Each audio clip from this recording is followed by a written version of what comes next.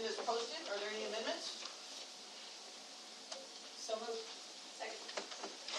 Motion is second. Call the roll, please. Councilmember Capron? Yes. Councilmember Pixel?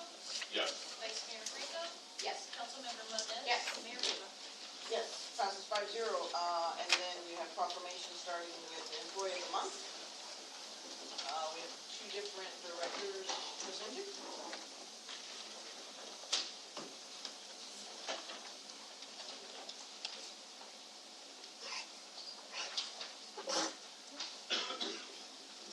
Thank you, Honorable Mayor and Council Member. It is my privilege and honor to be able to announce today's October 2022 Employee of the Month. Lisa Correa, if you want to come up.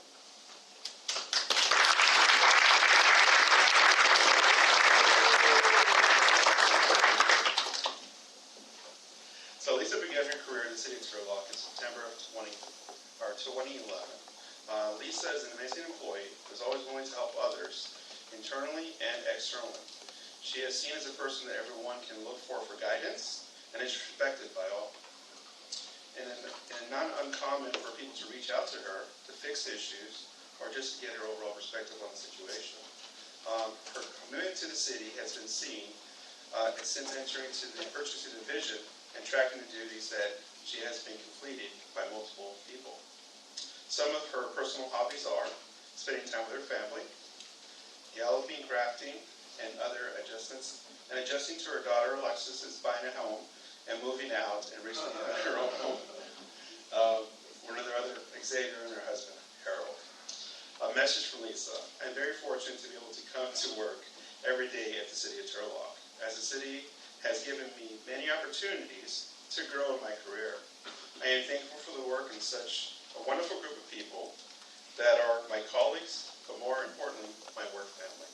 Lisa Caruda.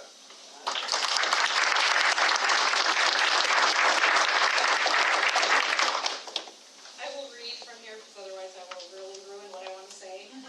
So good evening, Madam Mayor, Council. I wanted to begin by thanking you, as when I began working in purchasing 7 years ago, I was the only staff member for the entire division serving our city. But thankfully, in January and August of 2022, the council approved a second and a third position, and I'm grateful for that, so thank you. Working in purchasing is not always a glamorous job, as the most common words we use are no, denied, and what are you doing? But it is a gratifying job because of the wonderful staff I work with, as I could not do my job and or be successful without them. I am fortunate to be part of such a wonderful department with a great leader. Isaac, thank you for being my counselor when needed, teaching me to find the positive and the negative, and a great mentor. Thank you for this recognition.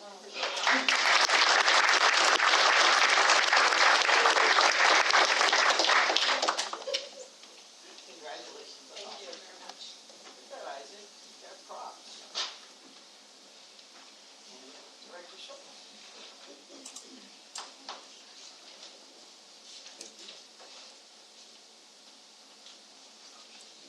Wow, TV's almost on the way there. Good evening, Madam Mayor, Council, citizens. It's my pleasure to introduce the November 2022 Employee of the Month, Mr. Jose Garcia. If you want to come up, please.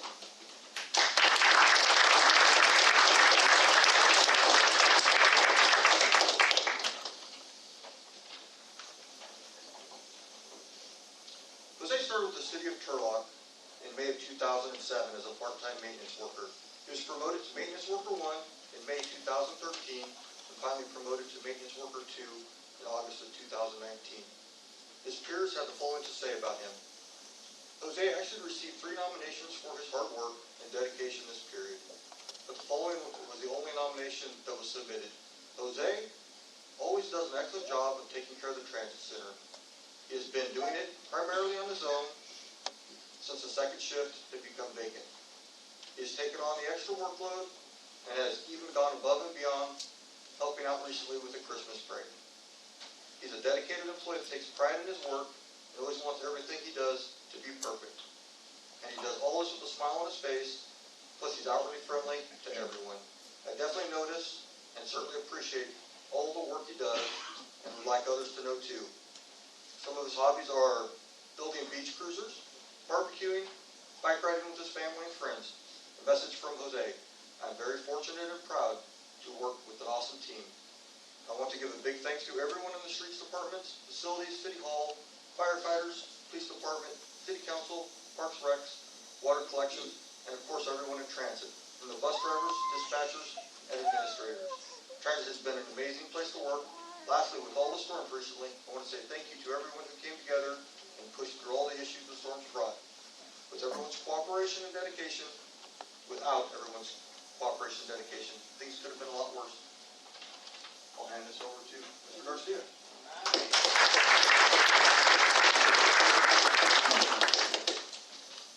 It's an honor, thank you.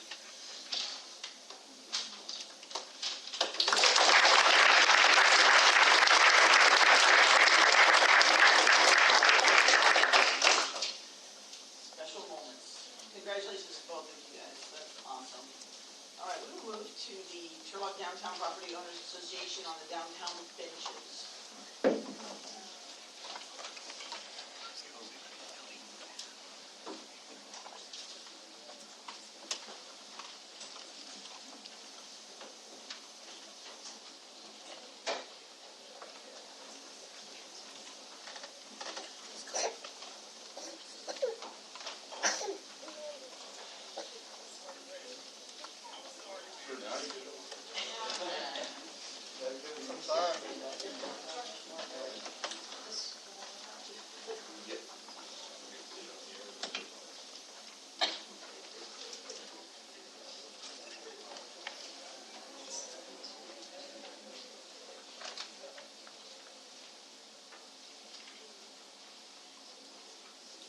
Hey, look at that.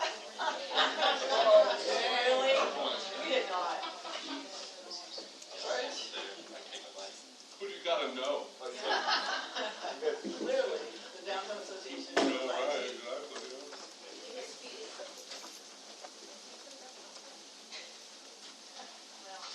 We got a bench for you, you know.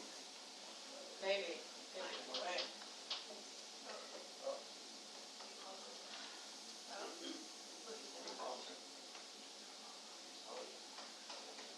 Maybe there's some remote.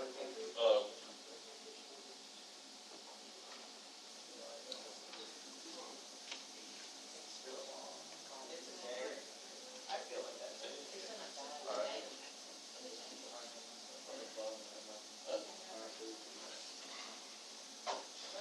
All right, we've actually been working on this for a while now, so we're glad to finally have it before council.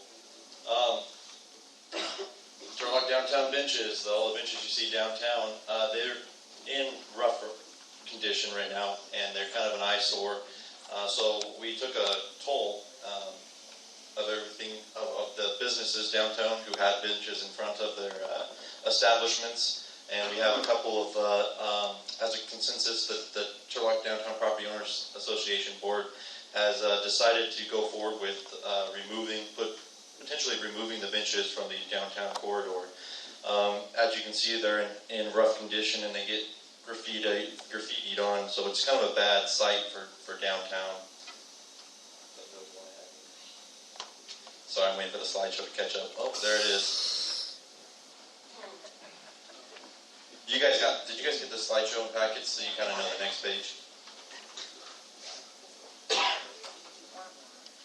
Oh, did you get it?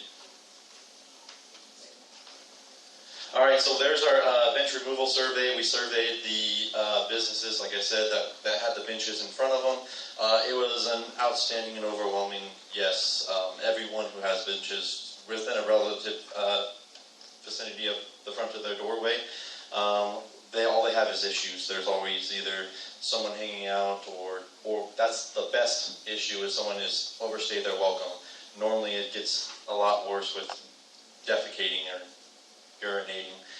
So everyone was excited to see that this was getting moved forward. We just had one concern, and it wasn't that they didn't want to remove the benches. They were just afraid that if we removed the benches, then they would be sleeping in their doorway, becoming more of an issue for them. On the next slide here is probably a little easier to see on the TV. I just took a picture of all the benches that are left downtown. As you can see, none of them are in the prettiest condition. They are maintained. We even tried adding some of the middle braces there to help prolong the life of the benches so that people aren't living or sleeping on them. However, you can see that in some of the benches, let's see.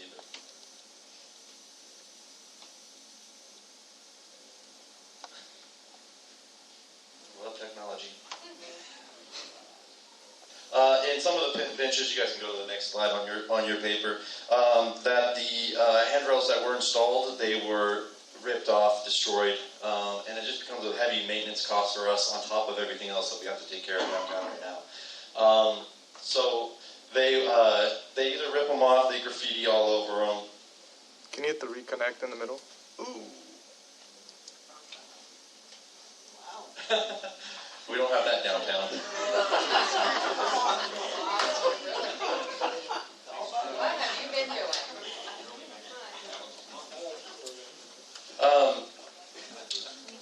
We try to revitalizing them. They are supposed to be getting cleaned and oiled once a year. As you can see in some of those pictures, they very quickly get vandalized. They draw on them, they carve on them. It's kind of an outdated look. I mean, they were beautiful when they were first put in. It gave the atmosphere, the vibe. It is something that we dread taking out of downtown because it does give a good characteristic to it. Unfortunately, in today's society, they're just more of a hindrance and an eyesore than a benefit. So we would like to put before council that you guys would allow us to remove them. And the only ones that would stay in the current design would be the ones in front of Walls, Williams, and Wilson, the CPA that's downtown, because that's part of their architectural design. They have a ramp there, and there's a ledge. Those benches protect the people walking on the sidewalk from walking off the ledge. It's just a small, like 2-inch ramp. Beautification standards. Like I said before, the benches in the original downtown design of downtown were beautiful and useful. Today's society needs to change. These benches are now eyesores and constantly torn up by transients. Graffiti, defecated and urinated on. They're in bad shape from abuse. Visitors report feeling unsafe, and the main reason that we really want to encourage the removal of the benches is the unsanitary factor of them.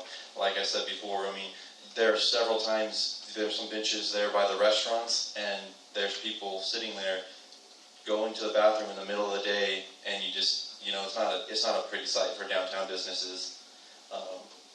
We're trying to invest in the future, and we want our businesses to be successful and patrons to feel comfortable and inviting coming downtown. And unfortunately, the benches just don't give that warm and welcoming feeling anymore. I just want to kind of reiterate what he says. One day I was walking downtown, kind of surveying the benches, and it kind of hit me. It's like, it was really sad. The vision that they had many years ago added so much character to downtown, and that we've come to this point. I actually cringe when I see people sitting on them. So, anyway. That concludes our presentation. Did you guys have any questions that you'd like to? I have a question. Mr. City Attorney, are we able to, He just rolled his eyes at me. are we able to vote on this now? I didn't think so, but I thought I had to, it's got to be agendized to look at. And then I have one more question. Is this list, thank you for the list, but is it complete? Did you guys miss any? People have The been bit- in front of it. Only P-bit, so city. Yeah, it's not everybody. It was only people that had benches in front of their businesses. Okay. Yeah. City Hall's not P-bit. I think you have your bench. It's concrete. It's a different. Yours is different. Yeah, it's a different bench than the designs that we have downtown. So you guys have updated your bench. Well, I have a question. How many benches are we talking about? 18. Yeah. Now of the 18, there's a lot of them where it's 2 benches that are like right next to each other. So I think we're only talking about 11 locations. So apparently we will need to put this on the agenda for action in the near future. Yeah, can I ask the city manager to do that? Thank you, sir. Thank you, guys. Opportunity Stanislaus. Hello?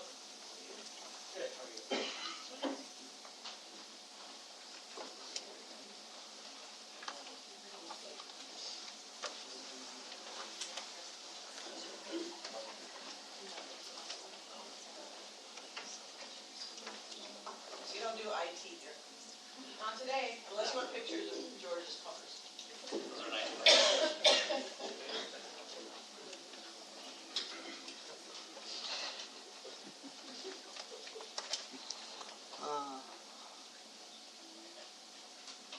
Madam Mayor and Council, thank you for having us here today. I'm Herman Zavalza, I'm the Director of the Valley Sierra Small Business Development Center. I also serve as the Chief Innovation Officer of Opportunity Stanislaus. So, I do acknowledge that we have some new council members, so I wanted to provide a little bit of information about the SBDC and what we do. And then Macy will actually be moving forward with the presentation on some of the outcomes that we have met over the course of the last year. So the Small Business Development Center is a national program. There's over 1,000 locations nationwide. We have centers in Guam, Puerto Rico, and what we do is fairly simple. We offer technical assistance through workshops and one-on-one confidential consulting to our clients. In California, the SBDC is broken down into 5 different networks. The center that I'm here representing today is the Central California SBDC network. Now, our center here serves Stanislaus and Tuolumne County, with, of course, Modesto being our largest municipality and Turlock being our second largest municipality. So, here today I did want to share that, we're here to stimulate economic growth by supporting small businesses. And like I shared earlier, we focus on capacity building. So I want to make that very clear. When we work with our clients through, our consulting or our training, the goal here is to help these clients build the capacity so that they can then do the work on their own. We don't create websites for our clients. We don't manage their social media accounts, but we teach them how to do these things so that they can contribute to the economic vitality of our area. Now, it has been brought to my attention that, the program will be ending at the end of January. So, I'm here today to say thank you for your investment in the small businesses over the course of the last year. To the small businesses in the crowd, I do want to share that we do have some funding allocated to Turlock. The small businesses of Turlock will continue to receive consulting, will continue to receive training. It will not be done, in partnership with the city, but we do plan on having a presence here. And of course, reach out to us if you have any questions or any ideas. We will continue to survey our clients so that the training is relevant. So I'm going to hand it over to Macy now so that she can share a little bit more about the outcomes that have been met over the course of the last year. Yeah, there's the end, but I'm a Turlock girl. I love serving new Turlock business as much as I could, and I'll still be at farmers markets and at footers on weekends. But if you ever want to chat with me, I'm here, and yeah, we're here to serve you as long as we can. But my capacity will be changing as the months go on. But all right. So I'm thinking everybody has a slide, so I'll read them off just in case. I'm just trying to give you guys a review of all of our wins we've had this year. I did a bunch of canvassing earlier on in the year, so since February, we in person canvassed 176 businesses and 144 were called by phone. This was to spread the awareness of our programming, let them know that these services were free and available to Turlock businesses. Since the start of our work together, back 11 months ago, we have served 132 clients, assisted in 7 businesses starts, 33 jobs were created, 257 jobs were supported, and we had an increase of sales of over $3 million and a capital infusion of $165,000. The number 1 businesses we were able to serve. Oh, it works. That's awesome. The number 1 was accommodation and food services. Number 2 was retail trade, and number 3 was manufacturers and producers. And that was 132 clients served. We had a ton of great events. Again, I'm sorry the projector isn't working. I had some nice photos to hang up. But we had the Small Business Summit back in May. We had the Social Media Summit. I'm just going to go through all the events we had. We had the Innovation and Change Management Workshop, the Turlock Summit, which included marketing, access to capital, and business strategy. We had cybersecurity, business startup. We had a social media summit at the Carnegie Art Center where we were able to talk about strategic marketing, maximizing your efforts on Facebook and Instagram, social media trends and changes. And we also had a business plan workshop. And that was all the workshops we had before the previous city council meeting. And since then, we've had a couple more. We've had getting your site right, getting your website all figured out. We had an intermediate social media workshop at the Turlock Chamber of Commerce. We had Women Who Mean Business at the Tower Health and Wellness Center, which was a women's networking event where women were able to meet and get connected with other business owners. And we had Allie Cox speaking at that workshop. We had a Rising Tides event here, which was talking about HR soft skills that all businesses need. We had a tax incentive workshop also here at the Turlock City Council where we went over different ways that businesses can get tax write-offs and different opportunities available to them. We had bookkeeping basics where we taught businesses how to run their QuickBooks and other bookkeeping tools. We had a no-cost marketing practice that was marketing outside of social media. We had converting holiday customers into lifetime customers at Allison's Cafe. We had SBA certification lunch and learn, which was a partnership with the Turlock Chamber of Commerce, where we went over how different businesses can get government grants through the SBA. And then last week we had the Small Business Funding Expo at the Carnegie Art Center, and that was a bittersweet ending to the relationship. We had 112 people there. We had 5 presenters, and we had four presenters and 5 speakers from different funding organizations that discussed microloans, SBA loans, small business loans, and different ways you can finance your business, which was a really great workshop. And again, if you have the slides, they're there. But in total, in the last 11 months, we've had over 619 small businesses participating in the workshops. It's a pretty good number. And next week on this Thursday, on January 26th, we have a tax prep workshop at the Hampton Inn. We have about 10 tickets available, and they're free, of course, but that's just how I count it. But we're going to be going over how to get your financial reports all figured out, your W-2, and getting all of the forms prepared for the tax deadlines coming up. So great workshops. That'll be it for the rest of the year. But we wanted to share, Ramona. So we're going to have one of our clients come up and just share real quick her experience working with us. She's come to almost every Turlock event we've had here. I like seeing her in the crowd every time, but she's going to share her experience working here.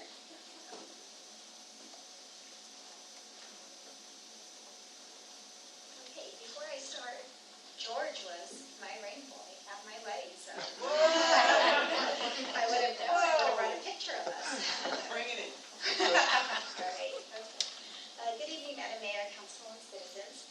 My name is Ramona, and I am a resident and small business owner here in Turlock. And before I came up here, I have my 6th grader in the crowd who is a Boy Scout and is taking notes. And right before I came up here, he said, "Mom, you better do a good job. We're not never going to hear the end of it. So hopefully I'll do well." So as we start the new year, I wanted to take a moment and just say thank you. Thank you for the partnership and resources that were provided to small business owners here in Turlock. Really, thank you. You have no idea what a life-saving event that was, specifically for me as I struggled. We opened up our business during the pandemic, and what ended up happening was we participated in the Stanislaus State Science Fair, and then a week later, COVID hit. And we were there like, all handing balloons to everybody. Our storefront wasn't even ready yet, but we were just like ready to go, ready to get our business out there. And then everything shut down. And so it has been an uphill battle going forward, and it's been a breath of fresh air to be able to have events here in Turlock rather than have to drive to Modesto or Merced or another city, because when you're trying to coordinate all that, you're also pulling in more staff to cover you're not there. So even though the event is free, it's not really free for the business owners themselves. So we decided in 2015 to bring together STEM activities, and we did that through a learning center called Macnasium in Turlock. We're in the Bailey Shopping Center. And one of the things that we did before we even started it was we did a test pilot to see if there was going to be any interest at all. And not only was there interest, we also heard from so many different parents saying, "Oh yeah, we're always on the 99 too, going up and down because there's nothing in Turlock for our kids." So So that really motivated us not only to open up a learning center, but to also have STEM activities, and that's what we're really passionate about. We want to bring what we had in the Bay Area growing up, and what we hear from all of our friends and family of what their kids are doing, from robotics to drones to this and that, to Turlock, not to Modesto, not to Merced, but to Turlock. That's our goal.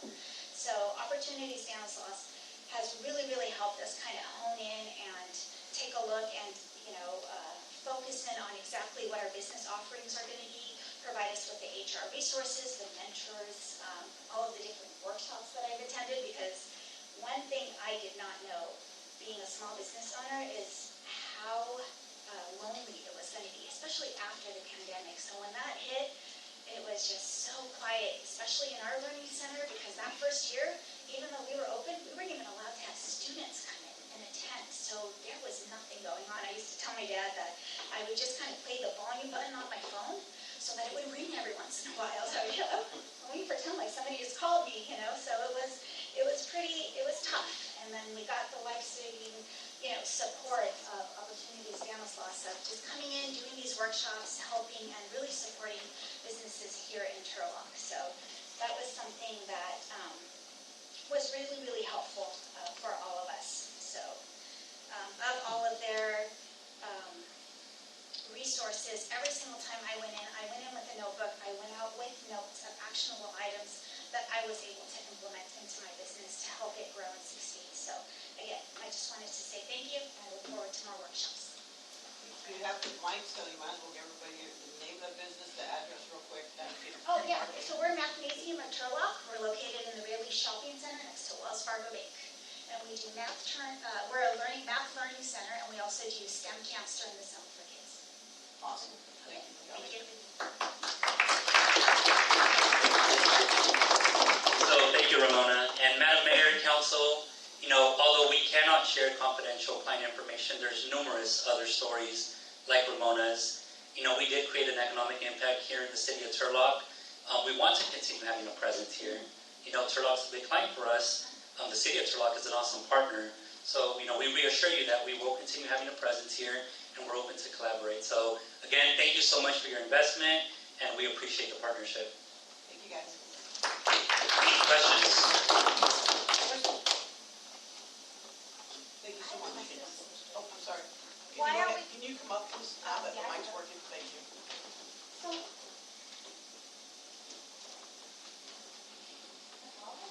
Yell. Okay. So I'm confused because this is the first time hearing that you guys aren't collaborating, because I've been to many of those events as well. Why is that not happening?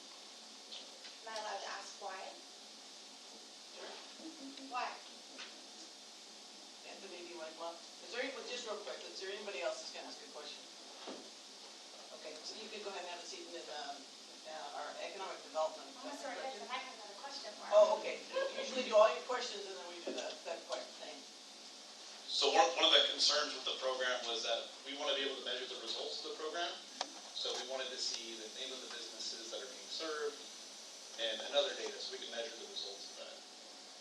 As Herman has said with SBDC, they're not able to provide that information. There'll still be workshops. We have another agreement with Opportunity Stanislaus. So there'll be workshops going on throughout the year, just not as many as there was with this current agreement. Thank you. Then I still have a comment. Sorry. Okay. I know. I should have said it all up front. Well, that's disappointing, because even though I didn't find anything, because like you guys said, they're not allowed to talk about the businesses that participate, but Lightly Used Books participated quite a bit. I didn't feel like I needed to tell the city of Turlock or anybody else our success stories for it, because that was something that I was still working on and doing. But I went to a lot of those workshops. I was able to call and get information. I had 2 different people that have been helping me with our bookstore, just like Mathnasium's. We opened during the pandemic. Well, the store was closed for 2 years before we opened, and we opened during the pandemic. But it was all of those classes, or even I had the opportunity to talk to Maisie and tell her, hey, you know what?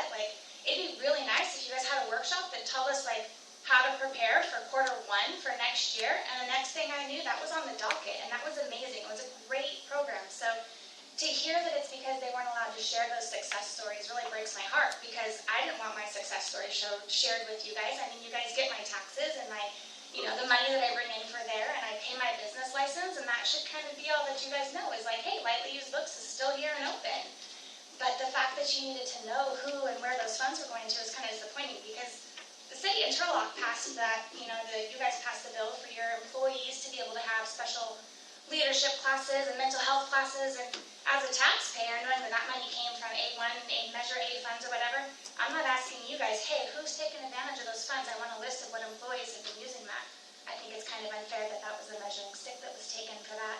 And I'm kind of disappointed. So I really do hope that there's an opportunity for more collaborations, because just like the lady from Gymnasium said, or Mathnasium, sorry, said, it was a lot more beneficial for it to already be in Turlock, so that I wasn't having to close my business for, travel time included to go to these things. That really did help us learn how to manage our social media better and have a bigger presence and, market better. So thank you guys so much for everything you guys have done. I will still be coming and telling everybody to come, and I really hope that there's something that comes back into that for the city of Turlock, because I'm not happy that that's the choice that's been made, especially when I was told that it was going to be a lifetime here in Turlock of events. So, Anyone else? All right, we'll close public comment. Thank you guys for everything you're doing. I know that we're going to continue to work with you guys often. Citywide chlorination project update by Provost and Richard. It's okay, I have printout. Good evening, my name is Keith Mortensen. I'm a water treatment engineer with Provo and Pritchard. Just a little thing. There we go. My name is Keith Mortensen. I'm a water treatment engineer with Provo and Pritchard Engineering Group. The city has a number of consultants assisting them with the citywide chlorination project. Our firm's role has been primarily in the design of civil infrastructure, as well as assistance with construction management. City staff had asked that we give a brief presentation this evening to go overview of the project, as well as an updated timeline for implementation. So wellhead chlorination is a very common treatment technique which helps reduces the growth of microorganisms in the drinking water. Logistically, the city will be installing and implementing wellhead chlorination at 15 existing well sites, as well as the 3 storage tank sites and pumping stations within the city. Why wasn't the water previously chlorinated? So historically, the city has relied solely on untreated groundwater. 2 things will be coming up that will trigger the need or necessity for citywide chlorination. Number 1, the city will be installing granular activated carbon treatment at one of their existing wellheads. And with that treatment, the state does require that downstream of that treatment approach, a chlorine residual needs to be maintained. And then secondly, when the city ends up using treated surface water, the state will require citywide chlorination at that time as well. What's involved with the chlorination process? So at the existing well sites, sodium hypochlorite liquid will be injected at the wellhead into the water. And then downstream of that injection point, there'll be a chlorine residual analyzer that will measure and monitor the chlorine residual before it enters the distribution system. Timeline for the project, currently wrapping up construction, just going through some programming and electrical at some of the remaining well sites. But it's anticipated by the middle of next month, February, there will be enough well sites that will be online for the city to start a low chlorine dose, initial dose of 0.2 parts per million. And then over a 6-month period, the city will slowly increase from a 0.2 parts per million dose to a dosage of 0.6 parts per million. Over that 6-month period, that should give enough time for not only the residents to get adjusted to the new water quality, but also the existing distribution system and the existing plumbing. So that's currently targeted around August of this year, would have that final dose of 0.6 parts per million. So with that, I'd be open to any questions that the council may have. Questions? What's it gonna taste like? It depends on who you ask. Everybody has different sensitivities. Some people may not notice it, others may have more sensitivities to it. So the verdict will be out, and each person really will have a different experience. But again, it'll be a very low dosage initially, and over 6 months, slowly stepping it up to give everybody the opportunity to adjust. Questions? Open it to the public. Anyone wishing to ask some questions or speak? And we'll be putting some information out, obviously. Yes, there's, on the city's website, there's been some public outreach materials, and there'll be some more going out once they get close to that February timeline. Great, thank you so Okay, much. thank you. And legislative presentation by Townsend Public Affairs, Andres.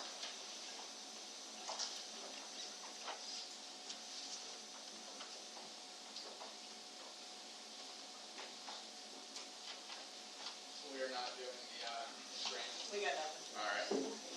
Worked really hard on these slides. Alrighty. Well, good evening, Honorable Mayor, Council members, Mr. City Manager, and staff. Andres Ramirez with Townsend Public Affairs. It's a pleasure to be here before you today.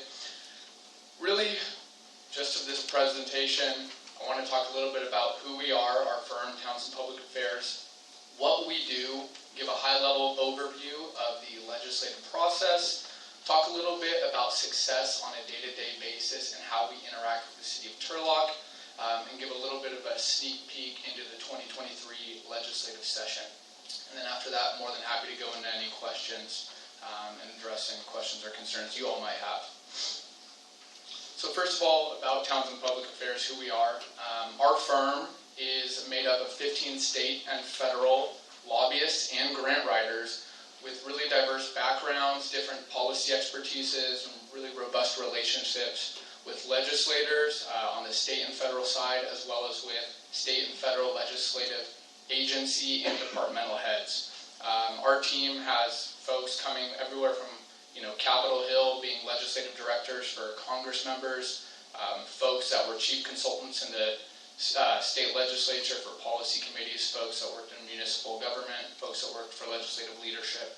So we really like to pull from a wide pool and bring that expertise all together. A little bit more about our firm. What we feel we bring to the City of Turlock is the attention of a smaller firm, so really customized and focused customer service to figure out what your needs are and how we go after whatever priorities you have. The strength of a larger firm, we do have a significant number of lobbyists and grant writers, and like I said, from all different backgrounds, walks of life, and we feel that really brings kind of a strong coalition together in order to represent the City of Turlock. And then the commitment of our owner and founder, Christopher Townsend. He's kind of the one that likes to do the twisting of arms, as they like to say, engage in top-level relationships, and make sure that there's high-quality customer service. Now, I wanted to take a little bit of time at a very high level to go over the legislative bill process in the California State Legislature, because we are embarking on the beginning of a 2-year legislative session, which is 2023, and 2024. This is, I just think, an important refresher for everyone, because there are roughly 2,000 plus bills that go through the state legislature every year, and a number of them do have significant effects on municipal operations, how you all function, and the quality of life of your residents. So from January up until roughly mid-February, we see about 2,000 bills introduced at the state level. The legislature really is a reactive body to some degree, so policies and bills that are introduced are probably going to reflect the hot topic of the day or the past couple months. And of course, as things change, we may see changes to bills. Bills can be what is called gut and amended. So a bill one day may have these policy provisions, and the very next day it's something completely different. But that's why one of our jobs is to watch these like a hawk, report back to city staff, city management on how this may or may not affect the city, and go from there and take action as needed. March through April, bills go through the policy committee process. So a bill can go from anywhere from 1 policy committee to 4 policy committees in a respective house, so either in the Assembly or in the Senate. And that's where they go through deep analysis, amendments, some level of scrutiny. And in those committee processes is a really good opportunity for stakeholders, such as cities, to weigh in and give strategic feedback. So that's where kind of that lobbying on legislation comes in. If there's something we see that we don't like, we have the ability to change it or work to make some amendments. And then in May, if the bill has a fiscal impact, which most do, they get referred to the Appropriations Committee. and if the bill makes it out of there, goes to the floor for a full vote. After that, goes to the next house, repeats the exact same process, and should it pass from there, goes to the governor's desk. Once it's on his desk, shot clock starts for his consideration, and it's fair to say that if a bill has a fiscal nexus and the funding for that has not been accounted for in the state budget proposal, he's probably going to veto it. We're likely to see more of that in the coming years because the state, the LAO, and Department of Finance is projecting some sort of budget deficit. What that number is going to look like, we won't know for a while, but fair to say that they're going to be a little bit more fiscally prudent on the state level.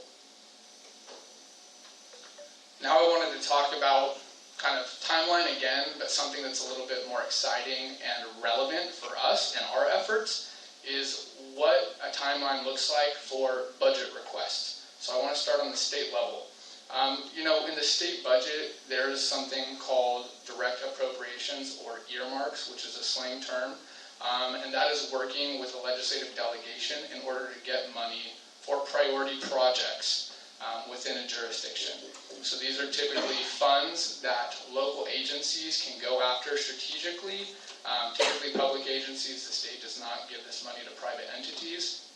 And from November, so let's say November of 2022, through roughly January, early February, what cities and what we have done with the city manager's office, city staff, mayor's input, is formulate some sort of list of strategic projects that need a bit of funding to cross the finish line.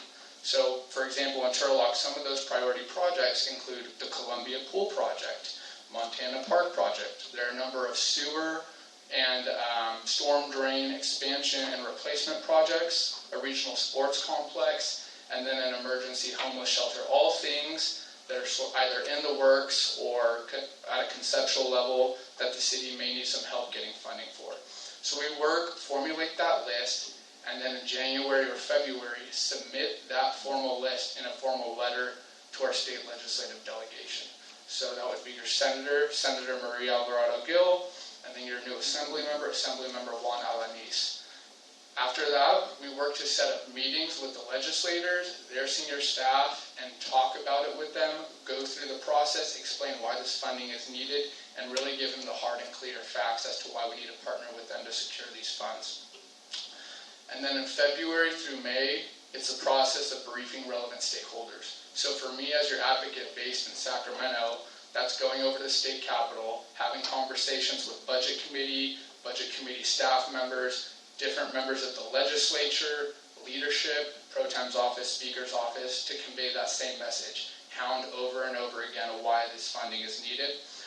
And then more on the localized and regional side, it is briefing stakeholders and garnering letters of support from relevant community members, businesses, regional entities, local agencies, in order to show, hey, this is a project of local and regional significance, and they are behind us. And then in June and August, when the budget bill is passed and subsequent budget trailer bills or budget bill juniors are passed, that is when we comb through with a fine-tooth comb and figure out if the project has been funded. Now, just a little bit of background. We have already been able, with the mayor and the city manager's office and finance director, to meet with our new state senator, talk about these projects, also speak with her chief of staff and go through the priority list and explain why funding is needed and how we have a desire to partner strategically with them. And then we have another meeting set up with our new state assembly member to do the exact same thing. So this is well underway, but again, a really good opportunity that we want to try to capitalize on. Next, I want to talk about really what our process is for communication and how that can translate to success on a day-to-day level. So number one is easy and frequent communication between the city and your advocate, which is myself and my colleagues in all of our offices. So we have offices, I'm based in our state capitol office in Sacramento. We have an office down in Southern California, and then we have folks over on Capitol Hill in Washington, D.C. And being able to communicate clearly and frequently is a key point. One thing I want to, commend the city for is having incredible staff. So the city manager, the deputy city manager, everyone in their team, all of the department heads and their staff, they have made my life extremely easy because they are so good at communicating and getting what we need, over to us in a timely manner so that we can be successful. So I have to say, the city is very lucky to have them. But weekly communication or more frequently in terms of legislative updates, regulatory happenings, budgetary issues, and communicating that to staff and management.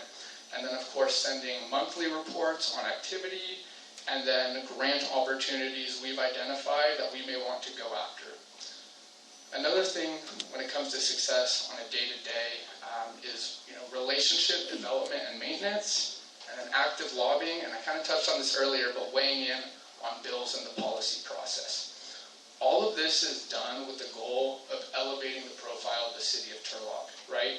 In the political realm in Sacramento and Washington, D.C., one of the best ways to have a seat at the table is by engaging politically in the bill process and the regulatory process. Legislators tend to respond really well to stakeholders such as cities, weighing in on bills, supporting bills of their local legislative delegation, bringing forward comments or any sort of substantive suggestions or amendments on legislation to show that they are engaged. And in doing so, that really gives Turlock that seat at the table, not only there in the legislative process, but when we go back to Sacramento or DC and ask those lawmakers, hey, we're going after this funding application, we could really use your support. We've been, engaged in these efforts. We need letters, we need you to make a call.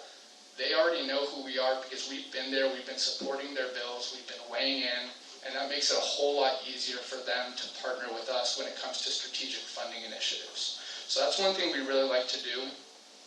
And it's something, I have to give credit to the mayor and even the police chief recently and their ability to go and meet with various stakeholders and agencies, administrations, legislators. And it's something we look forward to continue doing, not only on the federal level, but on the state level in Sacramento, which leads me to, advocacy days. That's something we really like to do. And now that, in Sacramento, folks have kind of come back to, in-person happenings, and they're willing to have people in their offices in the state capitol and the swing space and having in-person meetings. One thing we really like to do is have, electeds and key staff come over to Sacramento. We set up an advocacy day. We talk about our priorities, the issues that are happening, and really have that active and, proactive communication with the state legislature. Now, a little bit of a sneak peek into 2023, and we're already into it, but there are a couple important considerations that I feel everyone should be aware of. One, we have the decennial redistricting process, and that caused a number of lawmakers to move, battle for a new district sometimes, or even retire. 2023 brought forward over 30 new state legislators in the Senate and the Assembly, and oftentimes I hear, this seems like a big concern. Folks kind of already knew what we were about, they knew what we were advocating for, and now it's a whole mess. My colleagues and I think we see it in a different light. We see this as a fresh opportunity, an opportunity to educate a crop of freshman legislators on the priorities of Turlock and the surrounding region and communities. It's a fresh start, and it's something we want to capitalize and take advantage of, which is exactly why we've been doing that proactively. Right after swearing in on December 5th, we were in the halls of the Capitol talking to your new senator, your new assembly member, their senior staff, and making sure they know that we mean business and we want to be there to partner with them. In addition to that, all the new crop of legislators sparking some leadership changes. Some of you may have heard, but there was kind of a battle for the assembly speakership between the current speaker, Anthony Rendon, and then someone who is now dubbed the speaker designee, Assemblymember Robert Rivas. Those things, when that happens, there's a change in the makeup of political factions, kind of different bill ideas come out, different things can be passed, different things can be stopped. So this is something that's extremely relevant and that we've been tracking closely. And then the last thing I wanted to touch on was a little bit more kind of delve into the budget and what, legislative policy proposals we're expecting this year. With the budget, as I said, the state is at the moment anticipating a $22.5 billion deficit.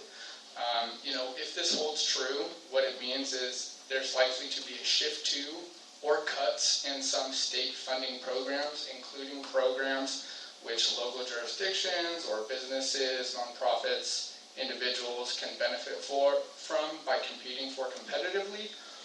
However, one of the big fights I know, with legislators is they want to ensure that their communities continue to have access to these vital funding streams. So one of the things we really want to do is partner with the legislature in making sure that those important funding streams that we can take advantage of are protected. And as it relates to future legislation, in 2023 and 24, the legislature and the governor's office has talked a lot about their plans to reduce the homelessness issue. And kind of tied into that, the growing housing issues and issues around behavioral health. That's a really big one that everyone is kind of looking and pointing at and wanting to address. Climate resiliency and adaptation requirements, whether that's drought or extreme flood or any sort of other weather events, and tied into that, bolstering out California's electrical grid. What that looks like, how people in these crazy weather events are able to keep the power on. And then overall innovation and technology. One thing we constantly see out of Sacramento and DC is a desire to move up zero emissions vehicles, transit, but also ensuring that folks that are in those traditional power sectors are not left without jobs. So it'll be really interesting to see kind of how that shapes up and how it's going to affect municipalities such as Turlock, and we look forward to the opportunity to weigh in on those pieces of legislation on behalf of you all. So that is my presentation. I know it was a bit long, but I wanted to be somewhat comprehensive, and I'm more than happy to take any of your questions. Thank you so much for the time. Thank you. Anyone have questions for? I just want to say thank you to your cohorts also from the federal. They helped us. The chief and I had so many meetings, and they were running right alongside us trying to get to each one of them. So it was really beneficial. Apparently, we have someone who wants to ask a question.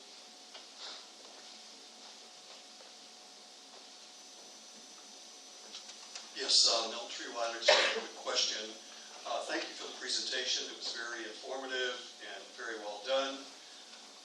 You didn't exactly let us know how many cities you're actually representing, and it is kind of strange. You also indicated that you've done this quite a while for the city of Turlock. I go to all the city council meetings. I wasn't aware of this.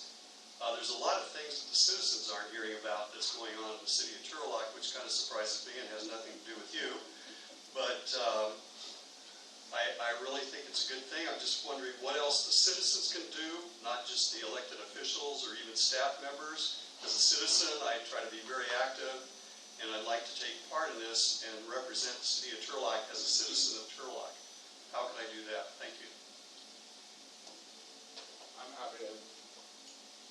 Sure. Yeah, sure. Actually, if you do know, how long has it been? So I know that Mayor Lazar, we've been with you guys since like Mayor Lazar and maybe earlier. Do you know how long? I'll have to look back at the exact length of time. I know that I started engaging more closely as sort of the direct point of contact for the city of Turlock just about 3.5 years ago. But more than happy to go back and get the exact length of time that we have been working with you in terms of our entire firm. And like I said, we are a sizable team, so we like to have collaboration from folks all over our Sacramento office, our DC office, all kind of helping towards the process. But to your question, sir, I think one of the best ways for citizens to participate is, when those whatever priority projects at the municipal level are indicated, whether it's, the retrofitting or kind of replacement of sewerways or storm drains or a new park project or the Columbia Pool project, simply calling into or emailing your legislator, so whether that be your state senator, your assembly member, a member of Congress, and stating that you are a resident of the city of Turlock this is something you've been keeping your eyes on and saying, from an individual member of this community, this is something I support and that I want to get behind, and I know our elected officials and staff and advocates are doing a really good job trying to push for this, but just as an individual, this means a lot to me. I think that's a perspective that a lot of times folks at the state and federal level do not get, but I do think it's something that's invaluable and underutilized. So I think as an individual member of the community, you reaching out, their staff emails are publicly accessible, their office lines are publicly available. Making those calls or emails can really provide a lot of value. But he also asked how many cities does Townsend represent, if you know the number? I don't know the number. In the kind of valley area from Turlock down to the Central Valley, I'd say we probably represent maybe 7. But I'm more than happy to go back and check on an exact number of who our firm represents. But cities, but it's also some special districts, some joint powers authority, but primarily we work with local public agencies. That's who we like to represent. You guys do good on behalf of your community, so that's what we're focused on.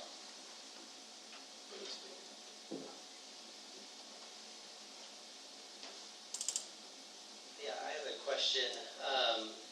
This gentleman that can ask later, that can answer. I've been sort of like hyper local since the end of the year. We've got a lot of crazy stuff going on. How did we go from? I thought the state had like 97.5 billion reserve, and now all of a sudden I'm hearing deficit and 22.5 It's that letter to the governor. billion. I'd like to know if maybe he knew or could explain. Is that just paper decisions like we're going to pay some unfunded pension liability now, and then all of a sudden change their mind as soon as the new cycle's over? Also, too, I would be interested in knowing, it doesn't have to be tonight, is where the city of Turlock stands in their clientele. Like how big, because I know this was a discussion back to Mayor Lazar's days. I believe at one time it was like $60,000 a year, and some of us thought that was sort of not enough to get up to that arm twisting level. So like, how do we reach that guy's, influence? So I'd be interested in knowing where we stand compared to the other clients they represent. Thank you. Yeah, so to your first question on the state budget and what they're now anticipating as a deficit, in past budget cycles and past fiscal years, you're right, there was a significant surplus. During that surplus, what the state government did, joint agreement between the governor's administration and both houses of the legislature, was fund a number of programs for a number of fiscal years outgoing.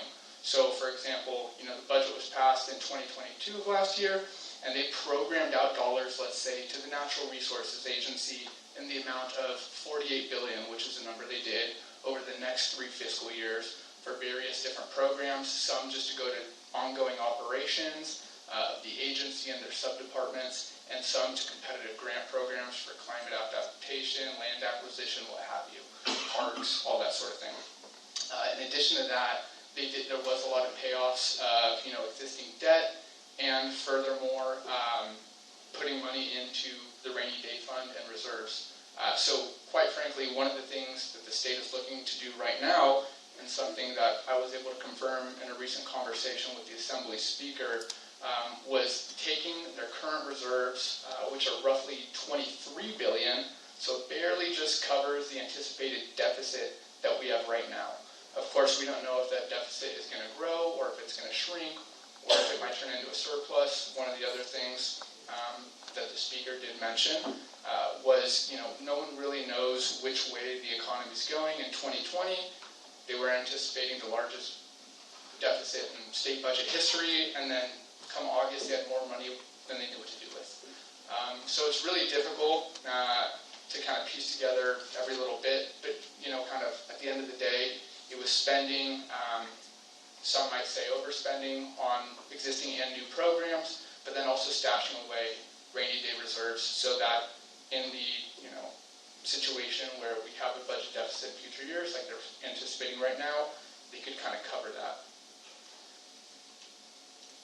And the arm wrestling of Yes, yeah, no, absolutely. So again, working with public agencies, quite frankly, our firm is not in it for the money. So you mentioned the fee, right? A certain amount. There are other firms that represent folks that are not public agencies that may charge a significant amount more. But at the end of the day, I think the thing that sets us apart and that allows us to, continue to keep that same fee at a relatively small level comparatively to what other firms might charge is because we see ourselves as working with the good guys, which quite frankly is the truth, representing local public agencies who at the end of the day have their citizens' best interest in mind. That kind of allows us to come into offices with legislators with like a proverbial halo on the head, right?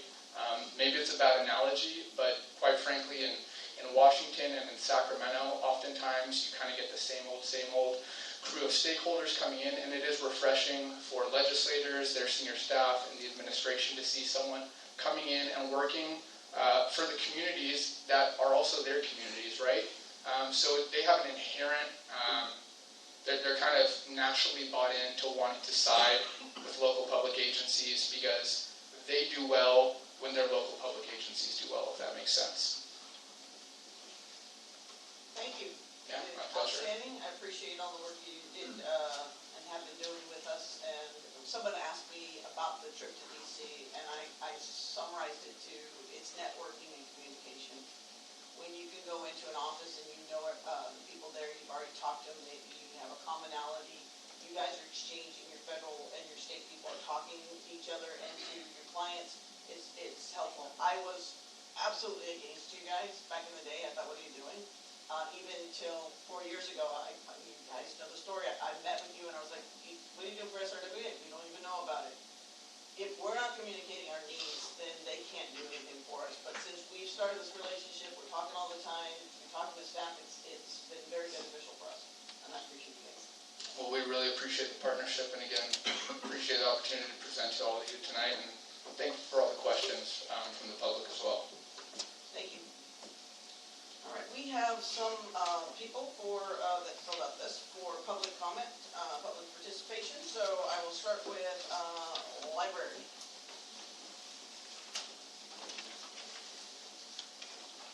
What's going on at the library? All kinds of things. We're busy. Cool. Good evening. I am Karina Mendoza, and I am the Turlock librarian. I always say this is kind of our slow month, but this new year started with like crazy. So we're busy again, which I'm not complaining about. Busy is good. We do have all kinds of activities. We followed up our partnership that we had last year with AARP. So they're providing free tax service to anyone. You do not have to be an AARP member. You do not have to be over the age of 50. Anyone can get their taxes done starting next Wednesday, February 1st. I can't believe that it's already that time, but February 1st through April 12th, every Wednesday from 12 to 3, it's complete drop-ins, walk-ins, walk-ins. There's no appointments. You can just come and get your taxes done. We've also continued our partnership with the Master Gardeners. So tomorrow, we are having a program in our community room all about monarch butterflies. If you were unaware, monarch butterflies are an endangered species. And so it's all about how to create a garden that will benefit the monarchs and beautify your yard. And then they have a program the 4th Wednesday of every month at 6. It's completely free, open to everybody. You don't have to sign up. You can just show up. And it's fun, and you get to be at the library. Passports, we are going like gangbusters. If you are thinking about going to travel in the summer, I highly recommend getting an appointment now. We are booking all the way till April. That's where we're at. Like, I can't believe that wait list is that long. But we started mid-November. We processed 156. We have accepted 156 passport applications. And that's not including renewals. Renewals are completely done on your own. But as a courtesy, if you have an appointment, we'll look through it just to make sure that everything is good. And that's all we have going on. Well, we actually have a lot more. You can just go to our website, stanlibrary.org. And then before I leave, I I just want to say thank you to everybody who did their shopping locally here in Turlock during the holiday season. You've helped fund this because we are solely reliant on an eighth of a cent sales tax. It does 90% of our funding is through the sales tax. And added bonus, you support our local businesses. So, thank you. Thank you. John?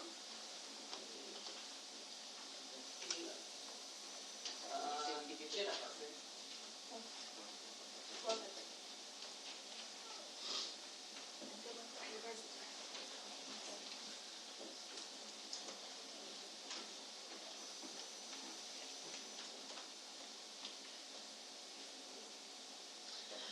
Hello, my name is Jennifer. I've spoken here before. There's a couple new members, but you'll figure out why I'm here.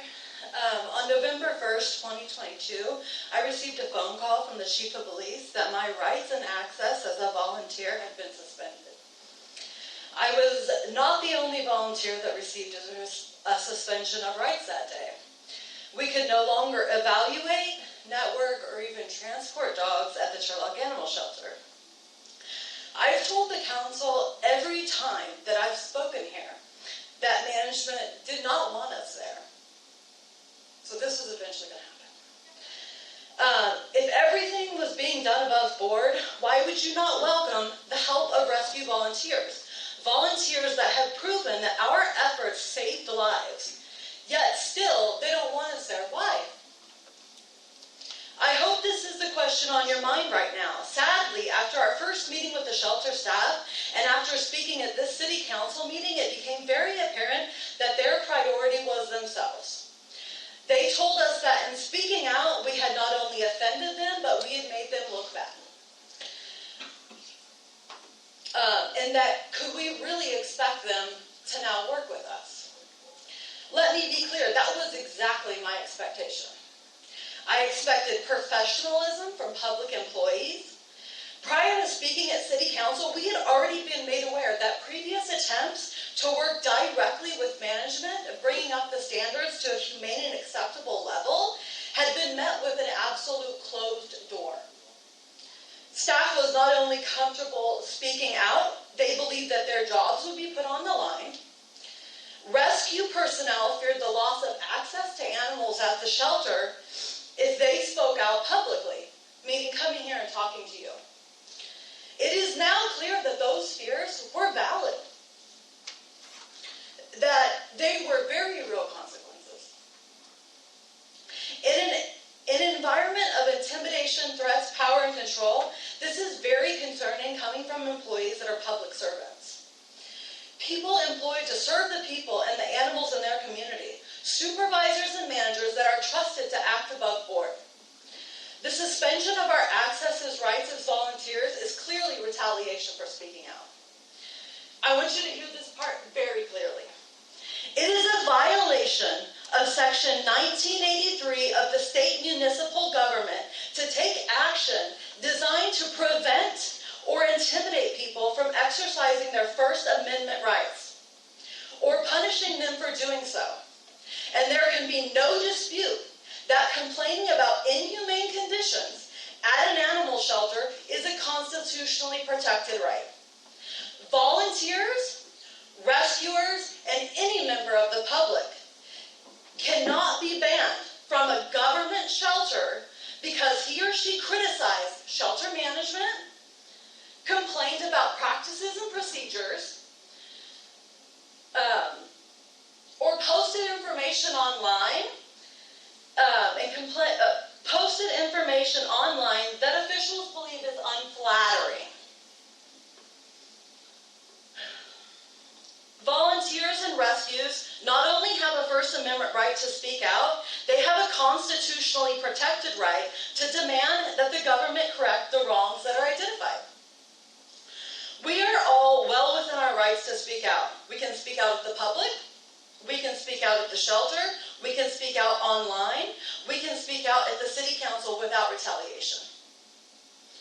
I am asking this council to immediately reserve the suspension of not only myself, but 2 other volunteers. We did not create a hostile environment. We walked into one. One where intimidation, allegations, threats were used to silence people, staff and volunteers alike. I am asking this council to take an active role in remedying the action that your employees have taken against volunteers. Not only myself, but at least 2 others have been suspended directly after speaking out publicly. This decision will illustrate what kind of government the city of Turlock is. In making this decision, also understand that the choices that you make have lives attached to them. Let's remember, we were here because you guys are killing animals unnecessarily. And we proved that by clearing all your care lists when we were allowed to be there. The death of healthy, adoptable animals. Ma'am, your 5 minutes is up.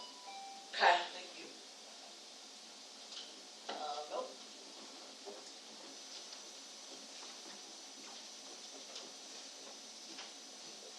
Yes, Bill Treeweiler. Tonight I want to discuss the utility bill schedule change that we talked about and voted on at the last meeting. I thought it was very abrupt. We're not getting any notice on these things. I mean, people are talking about knowing about things for 2 years or more. I attend all these meetings and I'm not aware of what's happening. So I don't know how these people are getting information that I'm not receiving. But anyway, going back, I have the actual original paperwork that was done on the meeting 3 years ago when we went from monthly payment to the quadrant payment. And it was very well explained at the time, and this information is the reason they were doing it. I'm going to read some of it.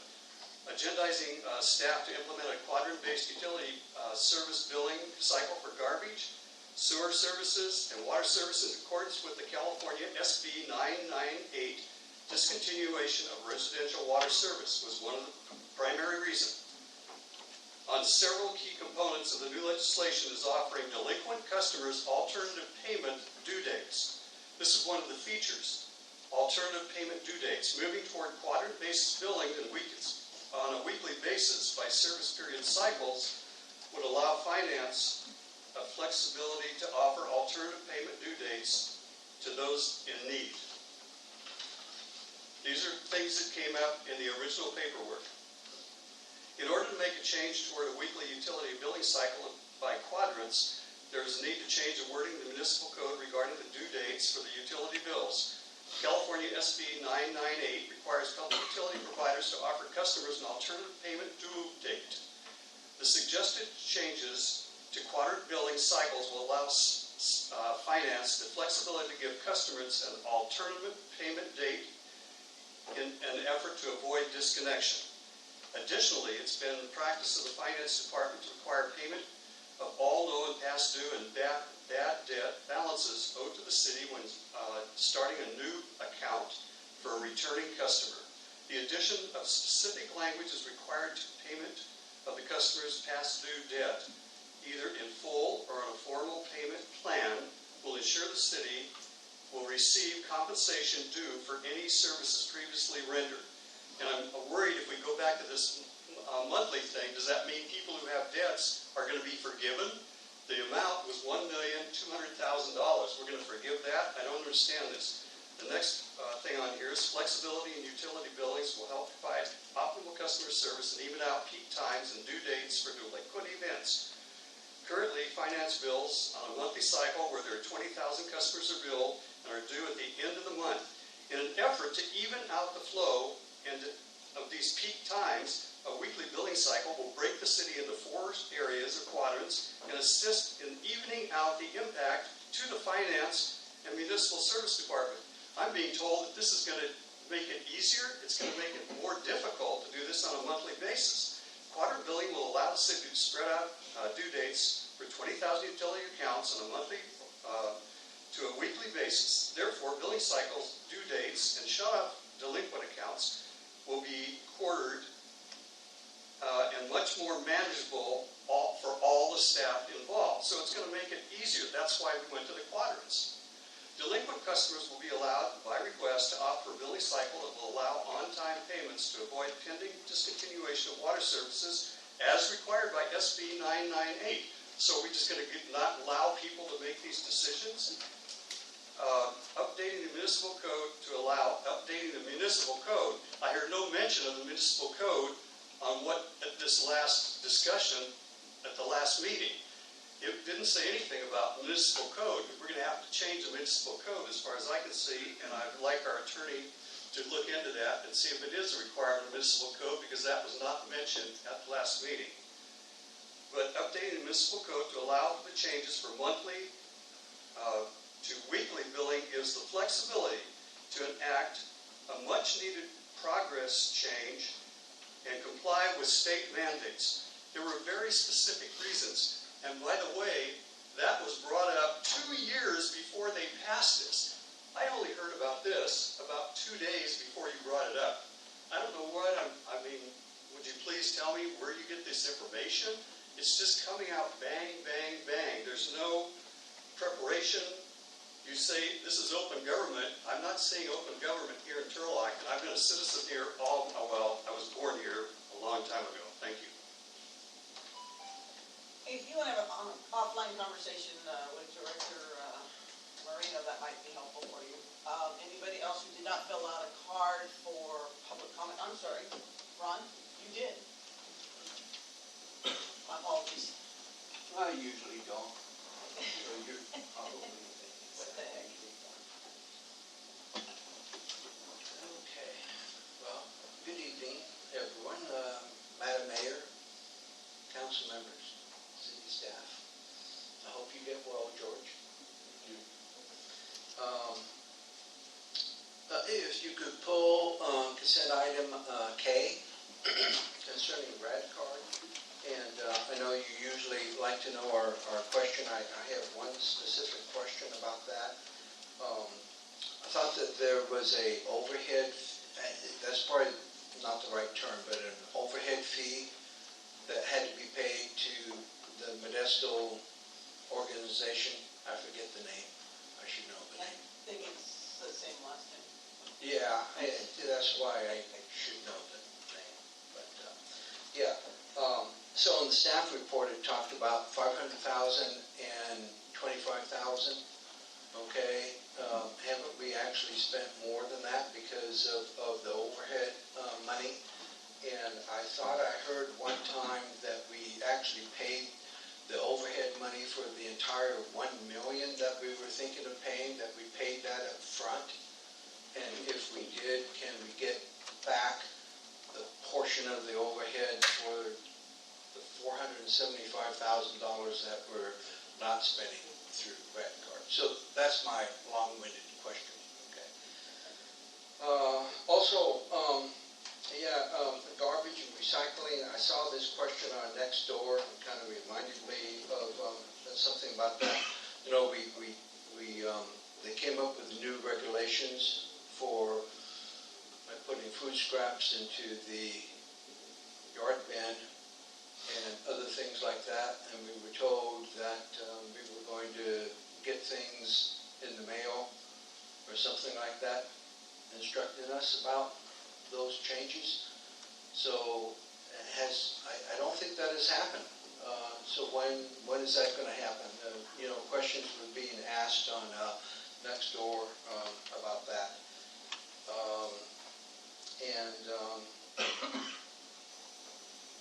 Basically, the last thing I wanted to say was I'm happy to say that a number of us have been encouraged by and happy to see the new spirit of cooperation between the council members. It's good to see. Thank you. Anyone else who did not fill out a card today? I know, right? All right, we'll close public participation and move on to motion waiving reading of all ordinances on the agenda except by title. So we have a motion and a second. Call the roll, please. Councilmember Abram? Yes. Councilmember Bixel? Yes. Vice Mayor Franco? Yes. Councilmember Moniz? Yes. Mayor Bublin? Yes, that's 5-0. Consent calendar, items to be pulled. We have, Vice Mayor asked for 5A. I'll pull K for Brendan. We've got K and H and I were asked by cards to be pulled. So with that, Motion to approve minus the 4, A, H, I, and K. I'm putting through. Okay, we have a motion and a second.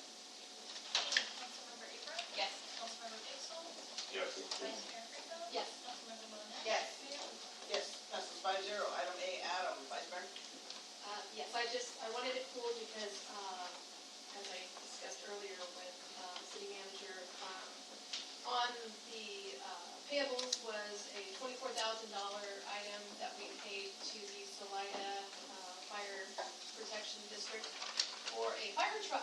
And so I wanted to make sure that everyone knew that we got a new fire truck for $24,000. I thought that was amazing. Thank you, staff. Okay, that is pretty cool. Used, not brand new. Okay. Do you have a motion now? Well, no. Oh, wait, we have to open it to the public, sorry. What are you doing? Sorry. They open it to the public. Anybody wishing to speak on item A, Adam? Do they have any more? Fair, fair. Good question. Look deeper. All right, we'll close public comment, bring it back to order. Go ahead, A. Motion to approve. Is there a motion? She pulled it. All right, we have a motion and a second on A, Adam. Call roll, please. Councilmember Abram? Yes. Councilmember Vixel? Yes. Vice Mayor Franco? Yes. Councilmember Moniz? Yes. Mayor Bublak? Yes, passes 5-0. Item H, Henry, is regarding the proclamation for unsheltered. We'll go ahead and open it to the public, and Milton?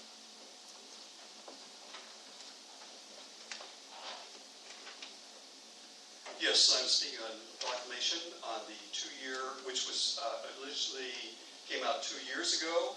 And in the meantime, we've had the federal COVID public health emergency federal. This is a federal level, already ended in January 11th of this year. And the state COVID public health emergency ends February 28th of this year, in about a little over a month. What's the logic of continuing the homeless emergency? Again, the proclamation came out 2 years ago, and it has served a purpose, but I don't know what that purpose is or how good it was. But anyway, whereas individuals living in substandard, unhealthy, unsafe, and temporary conditions have overwhelmed the limited city resources and have a devastating impact upon the unsheltered community as well as our community at large. The previous presence of significant homeless encampments created a real present danger of health, and this is what the statement says that is being renewed. Those things have been taken, well, we have an issue, but the issue is not large encampments. Not only to the individuals and families in these encampments, but also the health and safety of others. We actually received all kinds of public funding to take care of these issues, and 3 people on our council decided to use $5 million of that to give a refund on our garbage rates. $5 million that could have gone to help the homeless and provide some shelter for them was taken away from them homeless. And this is really a problem. We need to start doing something and accomplishing something here.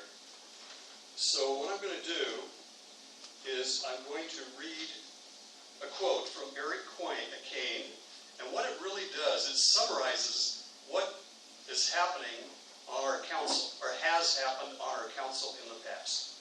Eric Kane is a Modesto homeless advocate, and he says, and this is going to be his entire quote, the single biggest mistake we made about homelessness is our failure to recognize it as a humanitarian crisis. Almost no one today will dispute the clear fact that a large segment of the homeless population is mentally ill. Nevertheless, narratives about bad choices and not wanting help will dominate many views about the plight of the homeless people. Mentally ill people, not my words, his words, by definition, aren't capable of rational choices. Why are we doing this? That's my words. The hitting bottom, here's the hitting bottom fallacy, insists that one cannot escape homelessness only after suffering enough agony and discomfort that going straight becomes the only option. The hitting bottom fallacy is behind the belief that helping people with food and shelter only enables dependencies. These are things that have gone out of existence. I mean, what is wrong with what's going on in the votes of the council? It should be clear that punishing the sick, the disabled, the elderly, the traumatized, and the destitute not only doesn't reduce homelessness, it's also cruel and inhumane.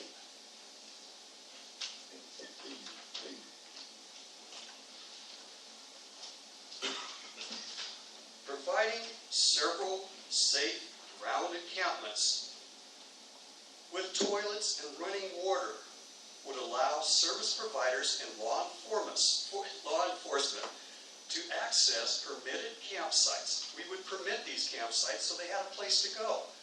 We hear about the benches in Turlock. That is idiotic. They have to have some place to go. They are human beings. Why are you treating them so inhumanely? That's what I'd like to know. Why are you treating them so inhumanely?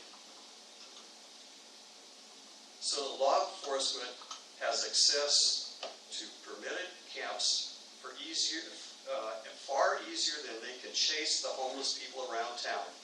Even when our economy is shedding jobs, when we have a severe housing shortage, when we lack shelters for the mentally ill, the disabled, the traumatized, and the destitute, we should begin with a minimum stability provided by safe ground encampments with toilets, running water, and protection from the elements and predatory criminals. Thank you, Mom. Let's change Turlock. Is there Stand anyone up, else wishing people. to speak regarding this item?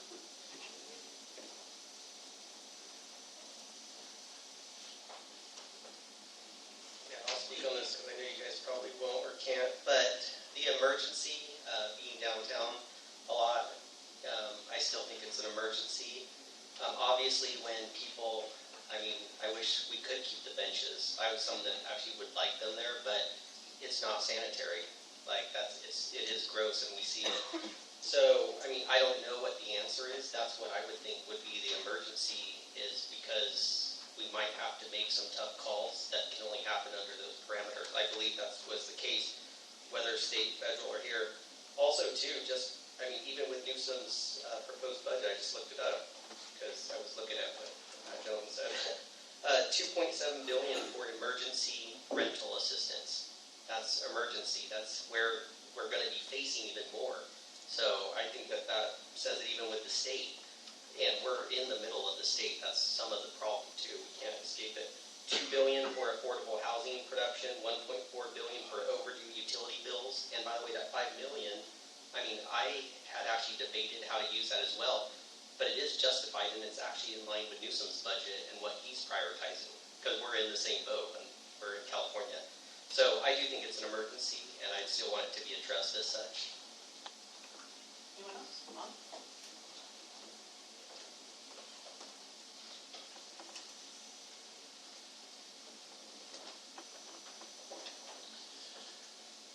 I agree. I do think it's still an emergency, and having a declared emergency, is my understanding is that it gives you more flexibility in things that you can do. I also kind of hate to do this, but I've had multiple interactions online with Erica Kane, the individual who was quoted over the past several years.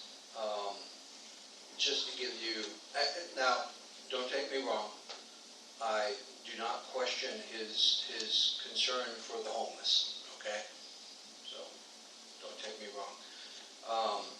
But where he comes on the, shall we say, the political spectrum is that, I think this kind of says it all.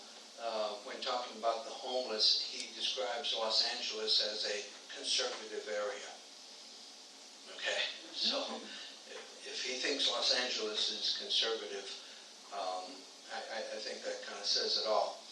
I also, I think it was around Thanksgiving, we were discussing this online, and what I did is I basically quoted what we've been told by the chief of police, by the neighborhood resource officer and his sergeant, by other sergeants that I've talked to on this subject, the behavior health specialists in Turlock that are part of the care team and deal with homeless on a daily basis. I related those conversations to Mr. Kane.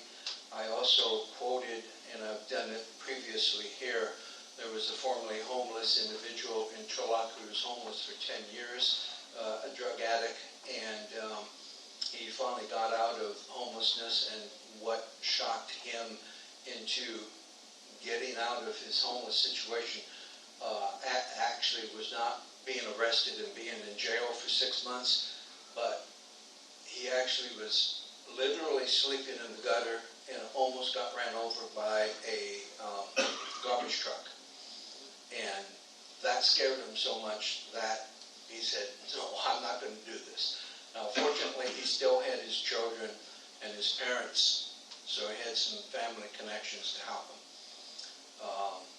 So I've read his testimonial here before the council before, and I also gave that to Mr. Kane. And his response to all that was, well, you're wrong. And he was going to give me data to back up his claims. I haven't heard from him. Okay, so just want to let you know that. I think everybody agrees we want to be able to help. Okay, but if they refuse to help the way the laws are now, our hands are tied. Okay, and I would say that we really cannot allow the current situation to continue. It just is not acceptable from business owners' viewpoint, from the viewpoint of people who come down to eat or shop downtown or on Gear Road or wherever. Okay. And also from the viewpoint of the homeless themselves. There was one who was with DJ in his office on Main Street, I don't know, what was that, about a month ago, and an elderly homeless individual came in the back door and used the bathrooms and so on and so forth. It was just heartbreaking to see. He's an elderly guy, he shouldn't have to be living on the street. But he wouldn't talk to us. He wouldn't say a single thing. And I've seen him, other times out there. It's heartbreaking. So, okay, I've loved it enough. Thank you. Anyone else on the subject? Okay, we'll close the public comment on this item, bring it back since we haven't had any comment because we started out there. I guess it would be best if we start with Mr. Petrolakis. Yeah, I've got my steps in confirming my answer from the Director of Development Services. So we're keeping the emergency in place primarily because it gives that Turlock Hospital issue some flexibility on providing more beds, which helps us development moving towards a more permanent solution. And ironically, many other cities are now doing the emergency in the last couple of months, so it's become a thing. We're the trendsetter. Yes, I've seen my emergency sort of become popular, yes. Feel like a proud father. Even Sacramento. Also, with all the rains and everything, since the freeway has been inundated with water, everyone has been moving into the city, and so I especially feel right now, with the flooding situation, that the emergency is necessary. No one else has any comment to make a motion to approve. Is there a second? We have a motion and a second. Call the roll. Councilmember Abram? Yes. Councilmember Pixel? Yes. Vice Mayor Franco? Yes. Councilmember Moniz? Yes. Mayor Bublak? Yes, that's a 5-0, thank you. Now, item is, DQ? No? Okay. Okay, I'm sorry, you wanted to hold it. Okay. Okay, so I was, in looking at this cost, $200 an hour, approximately $150,000, we will end up being somewhere around $125,700. I think we need to do an RFQ to make sure that we're getting everything that we can for that money. It's way expensive. And I have no idea what we've accomplished with the $50,000 that the city manager had approved before. It's not in the update, so before I feel comfortable moving forward with more money, I would like to first know what's been accomplished, and second, I'd like to see an RFQ to see if we can get other bids. Just seems a little expensive. Well, I'll be glad to do an RFQ, one, and two, when we come back to council with the RFQ, I'll detail what's already been accomplished so far. Any other comments before we go to public? All right, we'll open it to the public. Anyone wishing to speak on this item? Okay, closing public comment. We'll bring it back. What is the will of council? Vice Mayor, what's your motion?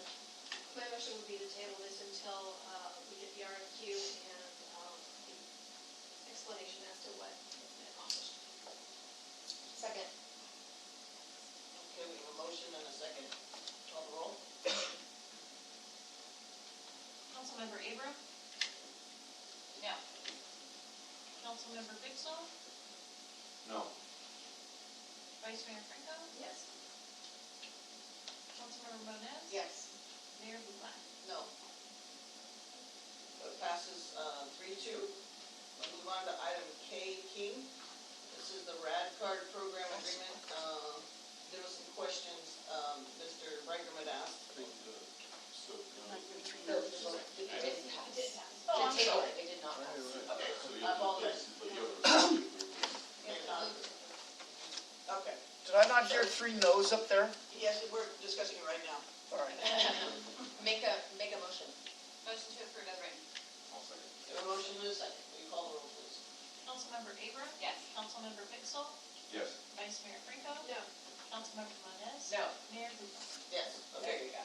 3 yeses, 2 noes, that will continue at this time. But could you bring back all that information or provide it in the next update for us? Okay, I appreciate that. Okay, now, the questions regarding the overhead fee, Moreno. No. It's either Mr. Moreno or Mr. Sims. Or tag team of you both. So money questions here. So the question was regarding the administration fee. There was an administration fee for $115,000 as per the contract. This contract, or the administration fee, is to manage the project as a whole. There is still dollars that are sitting out there that still has to be managed by the organization. So that still continues service, even though the contract is going to be requested to be removed, and we're not going to be issuing any more funds. There is still management on that side of the program. So how much was paid up front? All of it? It's paid over increments. I don't have the information as far as how it was paid, but it has been fully paid. That's correct. Okay, but just to be clear, so the fee was $115,000, yes? For administration, Okay, correct. and that was regardless of whether we distributed $500,000 or $1 million? That's correct. Oh, so it didn't matter what the dollar amount was? Yeah, the overall contract, it was based off of increments and the whole thing going out, but it really was just more managing the project as a whole, not based off the dollar amounts of how it was managed. Okay. All right. Okay, thank you for that. Do you have any questions for Mr. Moreno before I open to the public? I might have a question for Mr. Sims. Should I wait, hold it, or? Go ahead.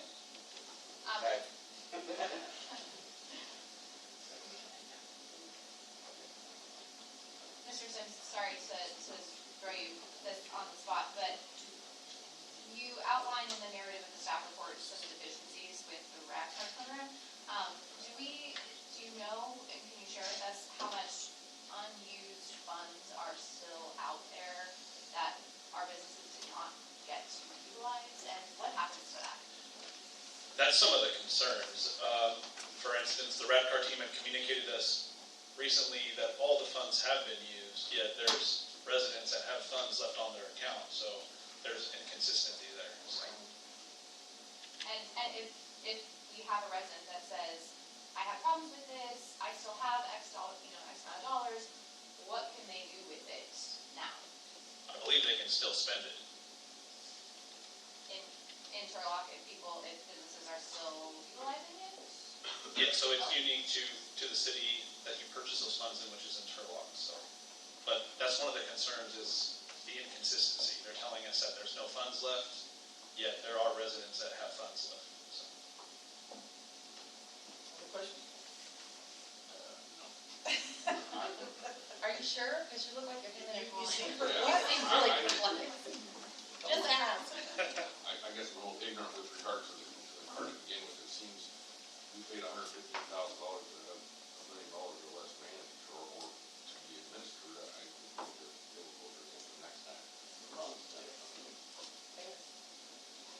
Okay, let's open it to the public. Anyone wishing, I don't, oh, I'm sorry, Lori, you have a, come on, I apologize, yeah. The last card sitting there, I covered it up. And we'll get, take down the notes if you could, Director Sims, and we'll figure that out. Okay, good evening, Mayor, Council, staff, and public. My name is Lori Smith, and I am a small business owner.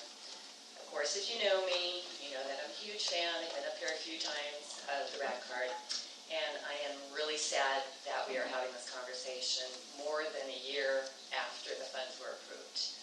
As an owner of a local small business, I've seen the RAD card work. I know firsthand of customers that purchased something that they wouldn't have normally purchased because of those funds. They would have walked out with nothing. I know firsthand of people going to restaurants that they never would have patronized without those funds. My son and his wife treated themselves to pets, and they would have never done that without those funds. I myself have learned of restaurants that I decided to try because they accepted the RAD card. Not only have I returned to these places, but I have also told others about them. I know there were concerns expressed regarding the system going down. We all know technology isn't perfect. Even the giants like Google, Facebook, and others go down. If anybody tried to buy Taylor Swift tickets in November, you know that Ticketmaster crashed. When the RAD card system went down in July, it was an issue with Square, from my understanding. There was also concern about fraud and abuse. Unfortunately, we all know that these things are prevalent in our world today. It's not just the RAD card experiencing this. I think you daily get something in your email trying to trick you. And RAD card has taken steps to prevent fraud by not allowing the same phone number on more than one account and some other measures. The businesses are also now limited to how much they can take from a customer per day. IDs are now required when customers use their RAD card money. If businesses don't comply, they can lose their RAD card privileges. There have been concern about only 85 businesses using the RAD card. Turlock has more businesses per capita using the program than any other community. I previously spoke at a council meeting long ago about the difficulty in getting business to sign up because it sounds too good to be true. I went door to door to talk to the businesses, and I had a lot of success that way. I understand your difficulties in getting more businesses to sign up, but is it possible that more can be done on the city's part to involve more businesses? But let's not just focus on the businesses. Mayor, when you were discussing back in December of 2021, you said, and I quote, "It's about the businesses, but it's also about our public and our people." We all know that prices on everyday items have skyrocketed, and the citizens of Turlock are suffering. Let them enjoy the benefits of the RAD card. It's a great use of ARPA funds.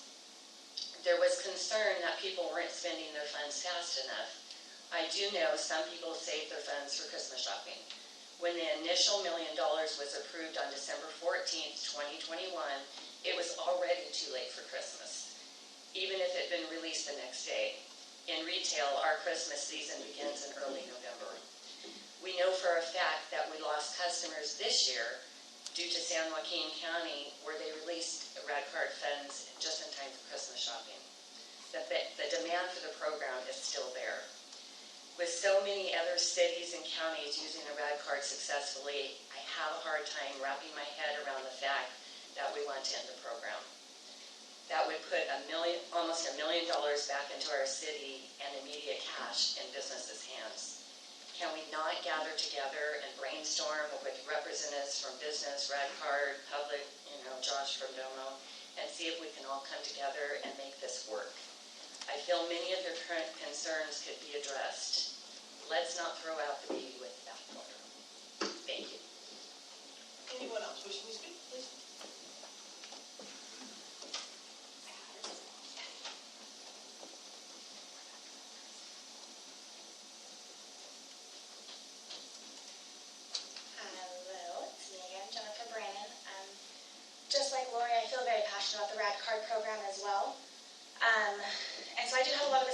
questions as her. Some of the things that just came up right now, and you guys had asked, I guess you guys are kind of newer to the rad card program, so I'm going to explain that a little bit. The city was able to match funds with people. So if I bought $100 in rad card funds while the city's funds were still available, I received $200 in rad card funds that I got to spend downtown. That's awesome. That's great, right? That's $200 I got to spend. That's an extra $200 that were going into businesses. As a small business downtown, we have seen a lot of people coming in and using their rad card. When the city is talking about funds still available, well, they can't claim that as your guys' funds, because I myself as a small business have ran many raffles for our customers, and every time they win a raffle, I don't just give them a gift card to the bookstore. I've given them a $50 donation to Rad Card that wasn't matched funds for the city. So money is still going in, whether the city is matching it or not. It just brings more money in when the city brings it. So to date, I had gifted out $1,000 in Rad Card funds that weren't matched to the city, that were to our customers or for Christmas to my family members, because I knew that those funds that I was giving them was better than a Visa card they can go and spend in Modesto. They were able to spend it right here in Turlock, in downtown Turlock, benefiting my neighbors, my friends, the small businesses that I work with on a daily basis. I just lost my point, but I had a great one, so we'll come back to it. So that money sitting there isn't just sitting there. It's still fluidly moving because people are still using it. I'm not the only person who's using it to gift cards or gift to other people so that we can keep those funds right here. So when you're saying that there's still funds in there, that is how it's going. The benefit to it is that when you pick what city you're going to go to, that money has to stay in that city. So if I have $200, because I can't have 400 anymore, when I have $200 in Rad Card funds, I can't spend that in Oakdale unless I chose to buy it under Oakdale. Now, I do have accounts for Oakdale, I have accounts for Modesto, I have account for Turlock. I have to switch to that city to spend it in that downtown city. But I would prefer to only have my funds here in Turlock so that I'm supporting the community I live in, and so that my friends and family can also do the same. So when we talk about there's still funds in there, we don't see it moving, that's not necessarily true. It's not stagnant funds. They're still being moved. They're still fluid. It is the one thing that we did with some ARPA funds that I saw that it didn't just help support the business owners, but it also helped support the consumers as well. So I live here, I shop here, and I have a business here. As a consumer, there's, just like Lori had said, there are so many other places that I tried and checked out because they were a part of this program. We have 85 businesses participating in this program that love it. We've got more than that, more than 85 people. I don't know the statistics of it. I'm sure somebody knows or can shout it out to me how many users we have just using Turlock alone. But I still feel like that $475,000 that was promised back in 2021 in December, right? We were told that $500,000 was going to be dropped. It got dropped in January, and another $500,000 was going to come out in February. We saw $25,000 come out in July, but that February balance never came out. I would love nothing more than to see that other $475,000 get dropped in time for our Valentine's Day or Mother's Day events that we have going on downtown, so that we can see that revenue coming in, because we need it. The businesses, we see it.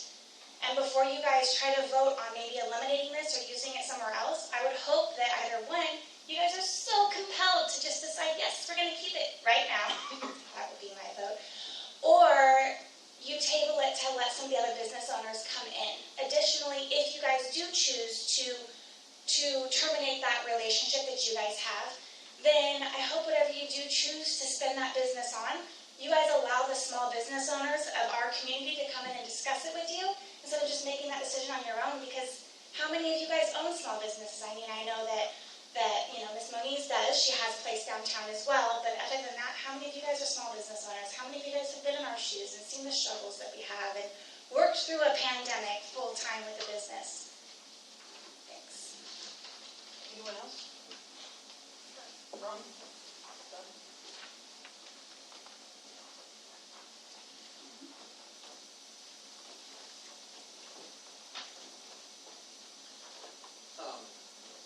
Thank you. A question came to mind based upon what I heard. Okay, so local vendors are actually adding money to people's Rad cards, okay? If I understood right. And that might be an explanation for why Rad card people people say there's no money available, but people have money on their RAD cards. Kind of a question I have, they were paid $125,000 to administer it. Is there going to be a problem? Because vendors, business owners are gifting people money to put that additional money on their RAD cards so that this RAD card program, even if you terminate it, will continue on. And I don't know how long it might continue on. I mean, if the business owners continue to gift people money onto their RAD cards, it might go on for a long time. Could we run into a problem to where Josh's organization, I wish I knew the name of it, to where they say, hey, the money's gone, matching funds is gone, we're no longer going to administer it, and people are left with RAD cards with money on it that they can't spend. I'm sorry, it took me a minute and a half to get to that, but that was... Someone else? Go ahead. No.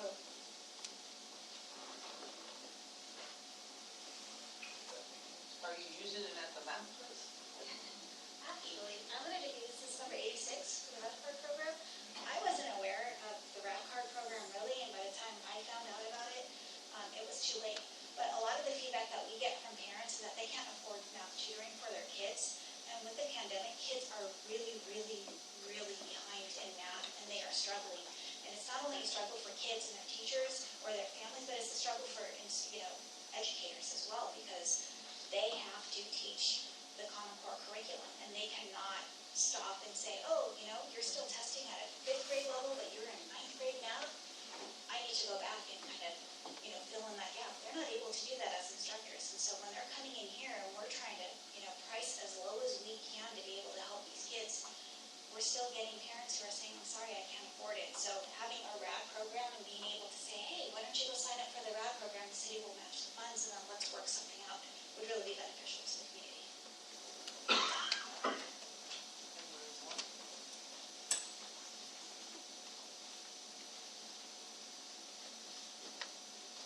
Good evening. My name is Michaela Mendes, and I own Bijou, downtown Turlock. And I just wanted to come up here and speak on RADCard. RADCard has been so beneficial as a small business owner.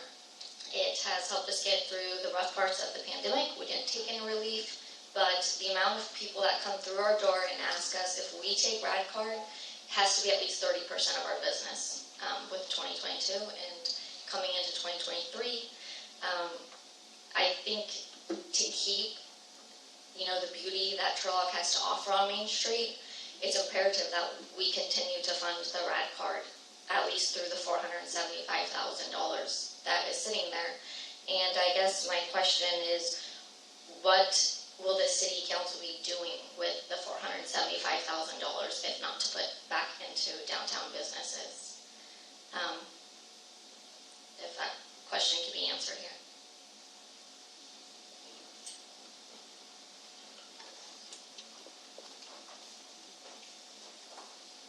So this was something else that I was against originally, and just behind the scenes like I do with everyone, I reached out to my elected representatives. And here's the thing, just like the cannabis pilot program, which we had an hour and couldn't even finish, a lot of it is policy setting and procedural and protocols. It was my big point with this, the concept is great, but I knew 110% it was going to fail because the verbiage was not specified, it wasn't tight enough. So for example, we had a time frame of how long people could hold their money. When we actually needed it too, is when Josh Bridegroom actually told me there was money sitting in there unused. I don't know if that's what Anthony was referencing back then, but he literally emailed me saying there was unused money. And I was like, okay, do you have any terms? Do you have a time limit? Do you send out notifications to say, hey, please get this into our local economy? No, no, no, no. It was not set up for this. Also, you have a mismatch of intention. The RAD card was originally started for downtown businesses. So I knew once we were going to take it out of that, the mayor said she wanted to help everyone, and in a statement basically saying all 4,000 business licenses. I tried to sign up some people that I was working for, and their kind of business was not allowed. So it didn't match up the policy set by council and the actual program. So you had the wrong kind of program for the intention that council set on video and in their proclamation. So this is what I think when we're saying, because I know some people, they're saying that there have been some deficiencies. It's that some businesses weren't able to sign up, some don't know. It's just not producing. Also, from a business standpoint, as that's what I do, and strategy, essentially you're offering 50% off. You're spending, $1 million to, currently you spend $525,000 to produce $1,050,000. So the city is just giving 50% off. Of course, someone's going to buy more. Why wouldn't the businesses just offer 50% off of their sales, right?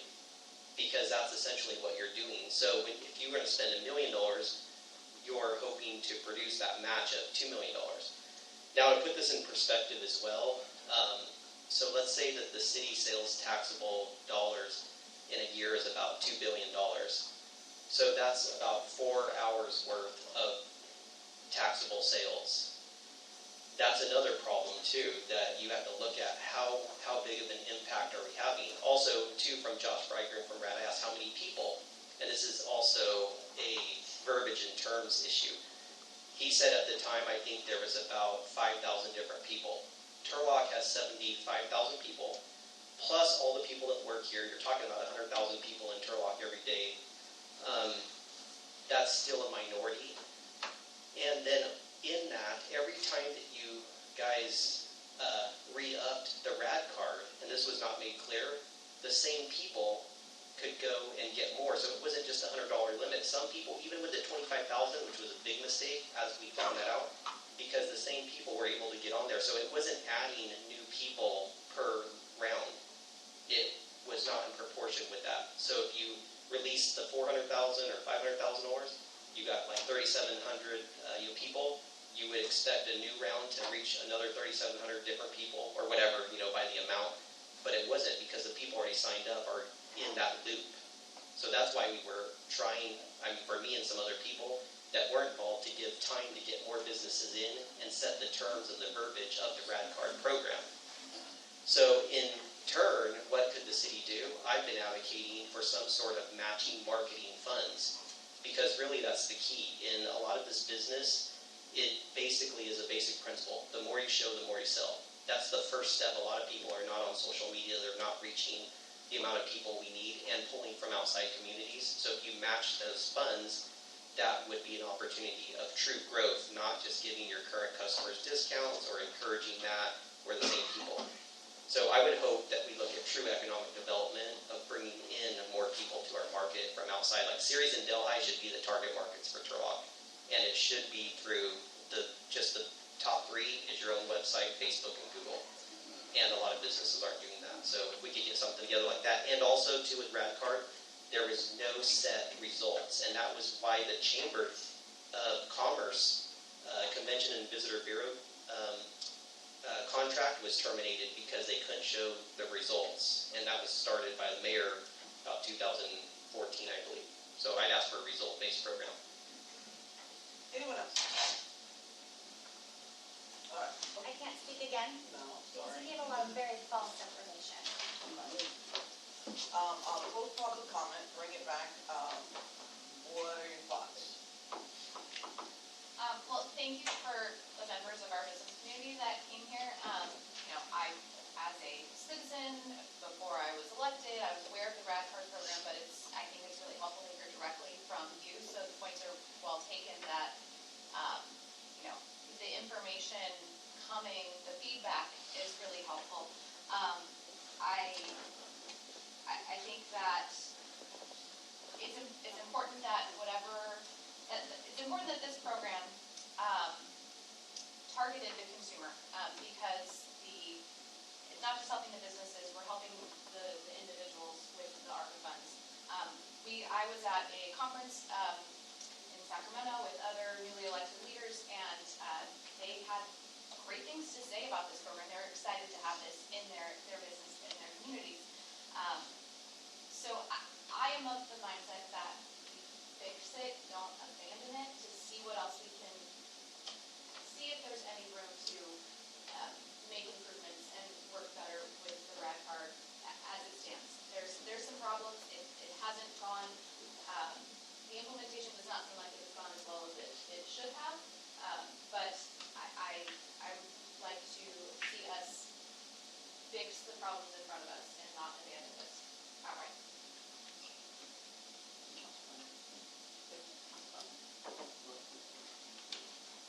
same conference, and actually did get a lot of positive feedback from other cities.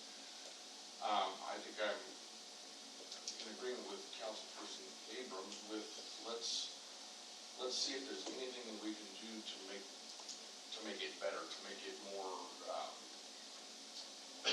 better accounting. I mean, I think I'm already getting tired of people bringing up that we're not doing things appropriately as we set a policy. And rather than just throw the whole thing out, let's see if there's any salvaging to be done.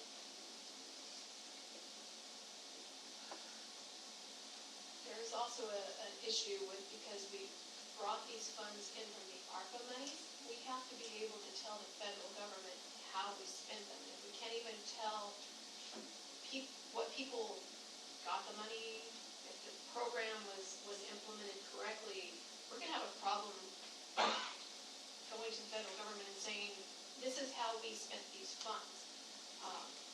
Obviously, what we wanted to do didn't work with this particular company. So the $475,000, that's got to go to the small businesses and directly to the public. How we do that, I think that's a discussion that we need to have. I am not satisfied with the RAD card program, but I really seriously want the $475,000 to go to the local people and local businesses. That's what we wanted to do. That's what we said we were going to do. We just have to find the proper avenue to get it to those people. So, and I agree with you, the money needs to go to the small businesses, and your guys' comments are very well received up here. I think you all know that I'm very small business friendly. My issue with the RAD card is, and I think it was Mr. Franzen that brought it up, that $25,000 tranche that we put out in July, that told us what RAD card was really doing, and we put that out to see what was going to happen before we put out the second $500,000. We pounded the pavement in our districts to make sure everybody knew that, not just downtown Main Street, I had to go down West Main to the west side end to make sure that everybody knew, because we needed to get more people involved in this. And then we put out that $25,000 tranche, we got the same people. We didn't get any new people.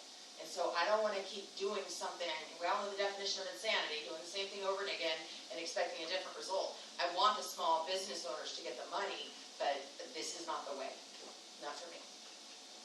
Director Sims, do you have other ideas to help the small businesses with this money in lieu of the RAD card?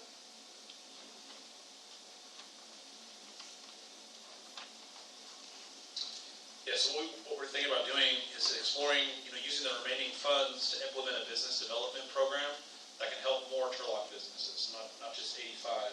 So reviewing business development services from potential business development partners that can provide business support in the areas of marketing, e-commerce, website development, consulting, digital marketing, business analytics, access to business advisors, maybe discounts on business tech solutions, as well as other business development packages. So we'd like to implement another business development program that can kind of reach more than 85 businesses. If this were to pass, could you bring a couple different variable ideas for us to choose from for the public? I believe so. We've talked to one company so far, and we have some other meetings set up with 2 more. It's just kind of having those follow-up meetings, those follow-up questions, and kind of bring something back to council, and something more robust that can help more of the businesses. Thank you. When I was driving from Fresno Airport, talking to Josh Bridegroom about the potential for $1 million tranche, I was guaranteed that, the hair, all the beauticians, the nail salons, the gyms, all the dentists were all the last to open, right? So I was like, so they're going to get it, right? And they didn't. And a couple did at the very end, but the whole point was others were getting allowed to open. But remember, it was a long time before, you could groom your dog, but you couldn't get a haircut, right? So I've always been, I love downtown, but I have to look for the whole city. And it's like, how can we help everybody? And I was sure that was going to happen, and it actually didn't, which really frustrates me, because there's a lot of people, dentists and hairdressers and all that never got, and took advantage of it. And I walked with Councilmember Moniz, I walked with the Vice Mayor, we knocked on businesses asking them, hey, you know, you wanna sign up, and even found translation to help them. It didn't reach as many businesses as it should in my mind. I wanna teach the businesses to fish, right? I don't want to just, one time, here, you guys take this money.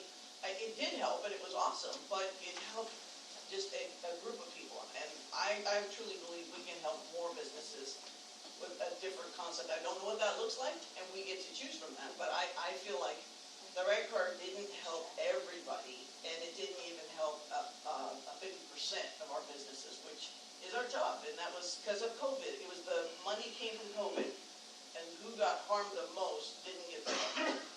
So that's my thought. Is there a motion? Can I respond first? Sure. I guess my question just is, do we know why we couldn't get more than 87 businesses to, and I that's a rhetorical question, so, I'm just throwing that out there.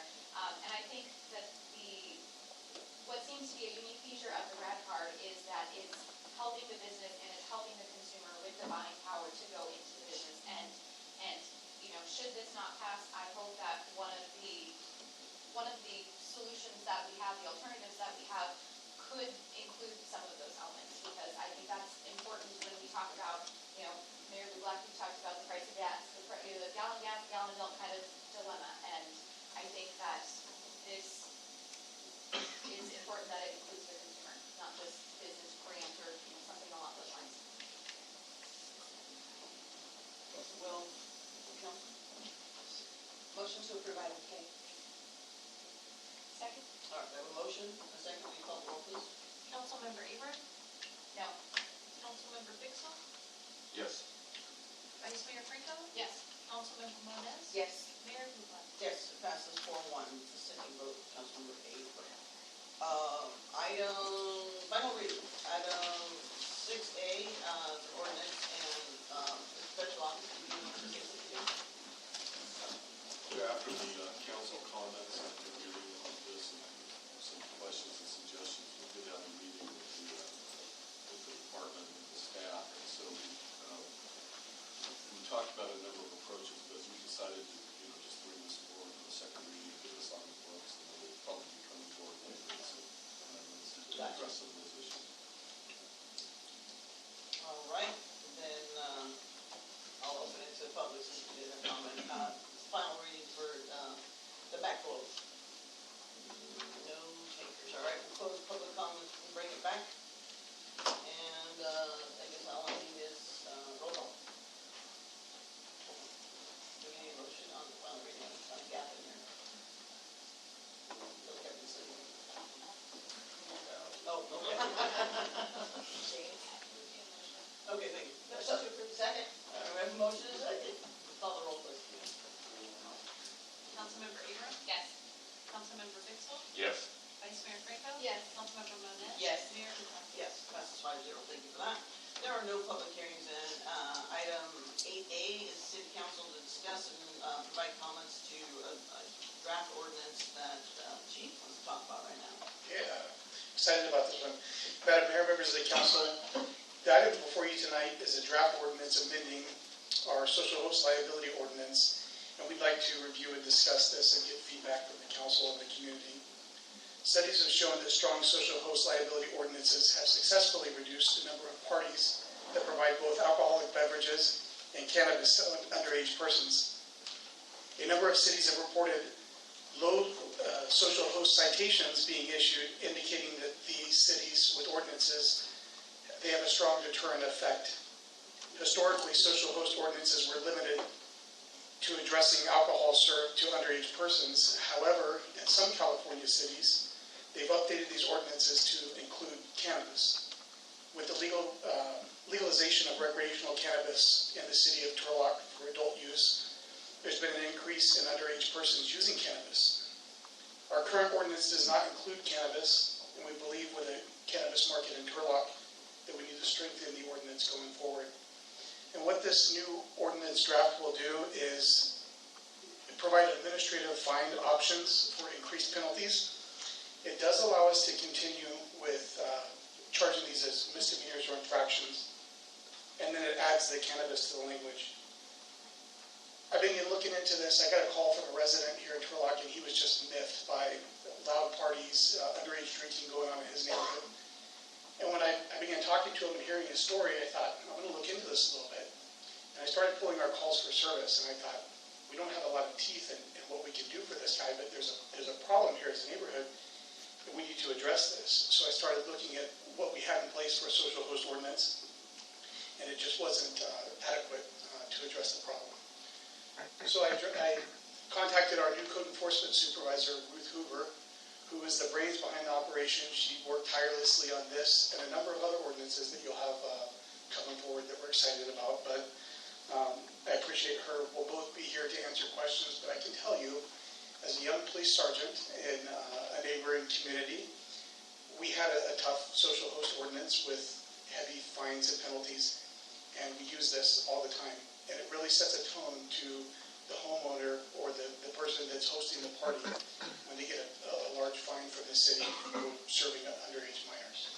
So we're happy to answer any questions. Questions for the chief? I have. So, I'm having a party, and you come out, and you say, knock it off, and I say, sure, and you leave, and I still have it, and you come several times. How's that applicable? So this is really aimed at serving underage parties, alcohol and minors. So in those cases, there's other remedies as far as you charging somebody with a misdemeanor if a resident signs a citizen's arrest, and then there's other municipal code sections to target those loud party type of calls. So we couldn't add to it, I know other cities do like a charge of continuous issues where you're taking our resources? Yeah, and we charge you for that if you get a freebie. But if we keep coming out, which typically happens, because you sell a wolf ticket, if I come back, and then you come back and nothing happens. Yeah, are you looking at adding to this ordinance if we responded for this type of call or other loud party calls? That would be helpful. There could be a fine if there's multiple responses for police service. Certainly. Okay. Like a scare step, I like it. right? Because, we do. No, hold on, everything's gonna stop now, we have the attorney, come on. He's gonna say no. No, I'm gonna kind of agree. He's gonna say no. So we do this with alarm calls on commercial businesses, do we not? Send out a $150 bill Yes. from the city when the police respond to your burglar alarm that's not a valid call? Yes. Thank you, chief. Mr. President, you want to say something?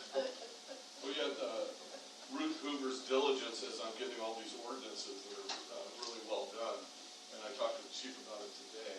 So it has raised an issue that will be one of those interesting issues, which is That's favorite word. I kind of went through the code, and so we have a, and I checked with people that have been city attorneys a lot longer than me, so this is not my opinion, yes. We have a kind of a typical problem in a municipal code in which the penalties and enforcement and remedies jump all around based on, who's happy to draft that thing, right? That's just something that drives me crazy because I think it gives people a way to attack your code, right, as you try to enforce it. And so I did a little research, and one very aggressive city, pretty small city actually, last year they revised a number of ordinances, including some of them we've discussed in the homelessness context and things. I mean, it was 90 pages of single-spaced work in a much smaller font than the Arial 12 I think we used, right, for our work. It was probably half that size at 90 pages. So I'm planning on calling that lawyer just to see what that project costs, right? They literally did a line-by-line review of all these ordinances, and so I was paying attention to the penalty provisions. So I talked to the chief about an approach to that, and so we're going to try to make it up to snuff and as aggressive as we can under the law. It is, I saw that the U.S. Supreme Court actually, I don't think they had a case on the excessive fine clause in the Bill of Rights until like 1989. So it was a dead letter for all those years because I don't think these aggressive penalties, either on the criminal side for infractions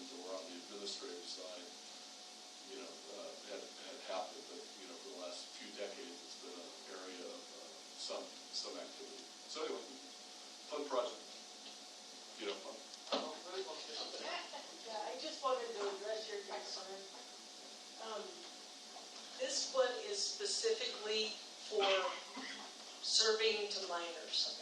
And we can address what you're suggesting in that particular ordinance, and I'd be happy to look into that. We have time, right? Well, I've got a couple that I'm getting ready for, George, so we've got a few in the pipe, so. I'm sorry if I missed it, but does it cover marijuana too, or is it just alcohol? It's both, right? It's both, it's Thank you. cannabis. Thank you. Yeah, that was a really interesting thing they did, Right. to add the cannabis, which was a good idea. It's a good idea. I have another question. Thank you, Chief Hedden, and thank you, Officer Cooper, for sharing the context and background information that I was asking for ahead of time. But for the public, can you kind of explain what an administrative citation is, and like, for people that don't interact with you all very often, you know, what does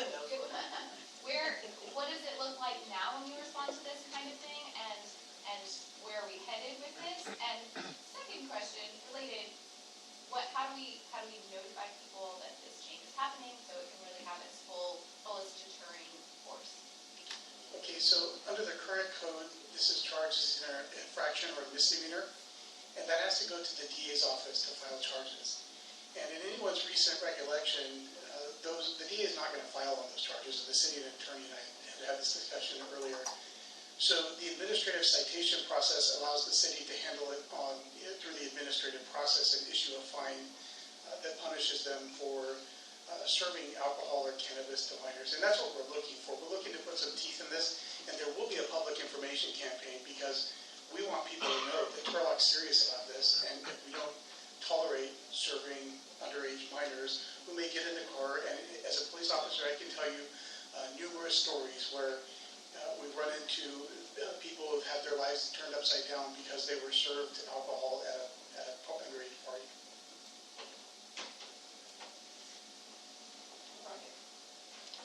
Thank you. We'll open it to the public. Anyone wishing to speak regarding this? Any minor that wants to complain?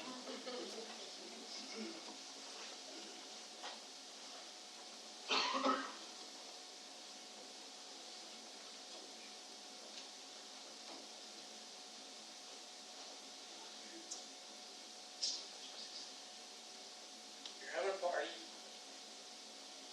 and all your buddies are there, and you're drinking and smoking, and one just happens to have their 16-year-old playing video games in another room. Door's locked. All of a sudden, the guy's facing a fine, or he's in a fight. Or even more, there are minors in the party. They're not drinking or smoking, but people over the age are. How's the policeman supposed to know, hey, you have to follow the rules, they're not serving? Or is it just used to saying, well, we just want to shut down this party regardless if they're compliant or not? Thank you. So, anybody else wishing to speak? All right, we'll close public comment. Chief, you would report. Yeah, on that one, it's not about going after somebody that's hosting a party that may have kids there. The officers make the determination through a number of field sobriety tests to determine whether somebody was drinking at that party. So in your example, if you and some buddies are having a party and there's alcohol being served and there's minors that just happen to be there, as long as they're not consuming the marijuana or the alcohol, then they would be completely safe. And let me be clear, this is those types of parties you think of in your neighborhood where when the police respond for loud music or, drinking in the front yard, that type of thing, that's what they're out there citing. They're trying to remedy that problem so that it stops in the neighborhood. Thank you, Chief. All right, bring it back. Comments? So you're telling us about this, you don't want us to vote on this, right? I'm sorry. No, this is exactly what I was looking for, just the feedback and to kind of hear where people's headspace was and give you a first introduction to it and let you know that we're doing it, and then also to praise Ruth a little bit for this and the other ordinances because she's been a tremendous blessing in her new role. Awesome. And we're going to bring some of these as information items just to get them out in public. Sure. Because, for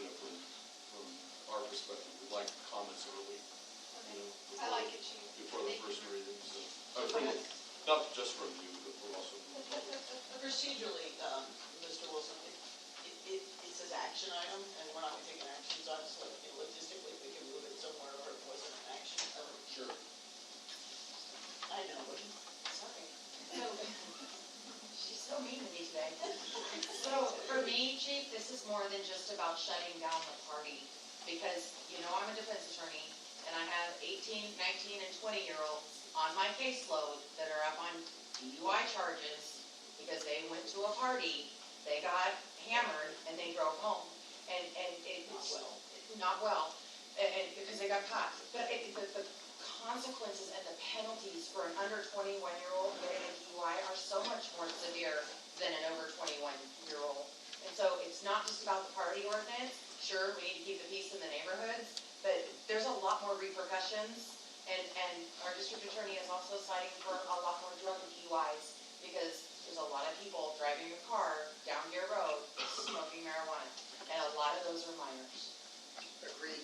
This is just a remedy to help us solve a serious problem and hopefully keep them out of your office requiring representation. Thank you, Chief. All right, we'll move on to the next item, which is all Mr. Wilson. Mayor, members of the council. You want it done? Mayor, members of the council. This is a recommendation to use some land out of the corporation yard as a potential site for a transitional housing facility for the homeless and an navigation center. Now, there's concerns about having two types of facilities together with different kinds of programs. But each facility would have its own security. We probably would fence up if we get to that point. But at this point, all we're doing is asking for the opportunity to go out and do an environmental review inside of septic and do some more detailed programming around what those operations would look like if the council should ultimately decide to move forward. Homelessness continues to be a priority issue for the city. We need land for construction of the navigation center, as I said. There's a day center being completed on the land owned by the Turlock Division. We're working with the United Americans Foundation. In fact, we had a meeting with them today to secure some additional space for a day center. They have a vacant building and they could be willing to let us use for a day center. And we're thinking about going to a local not-for-profit to actually staff that. And they would enter into a long-term lease for that facility for us. The money to pay for this comes from home, CDBG funds, so there's money to pay for this. You've just seen it. I don't know. They hand it out. We got it. Okay. So this would be, we'd be using containers as a structural facility itself. And you've seen the container presentation previously, so you know what they look like. Compared to other alternatives, they're fairly inexpensive to install. Compared to other alternatives, they're very quickly to get constructed and put in place. I would expect the environmental review and stuff to give us a couple of months to kind of get that all set and done. Although we've already kind of been kicking it in. So my recommendation would be authorize this facility to get started. So you talk about a navigational center, but what you're depicting here is on that, right? Right. Okay, so this is, right now, we're just saying for this, and you'll come back and add it if necessary, or you're asking for both? I'm asking to do the environmental review that includes both. Questions for Mr. Wilson? All right, let's open to the public. Anyone wishing, please?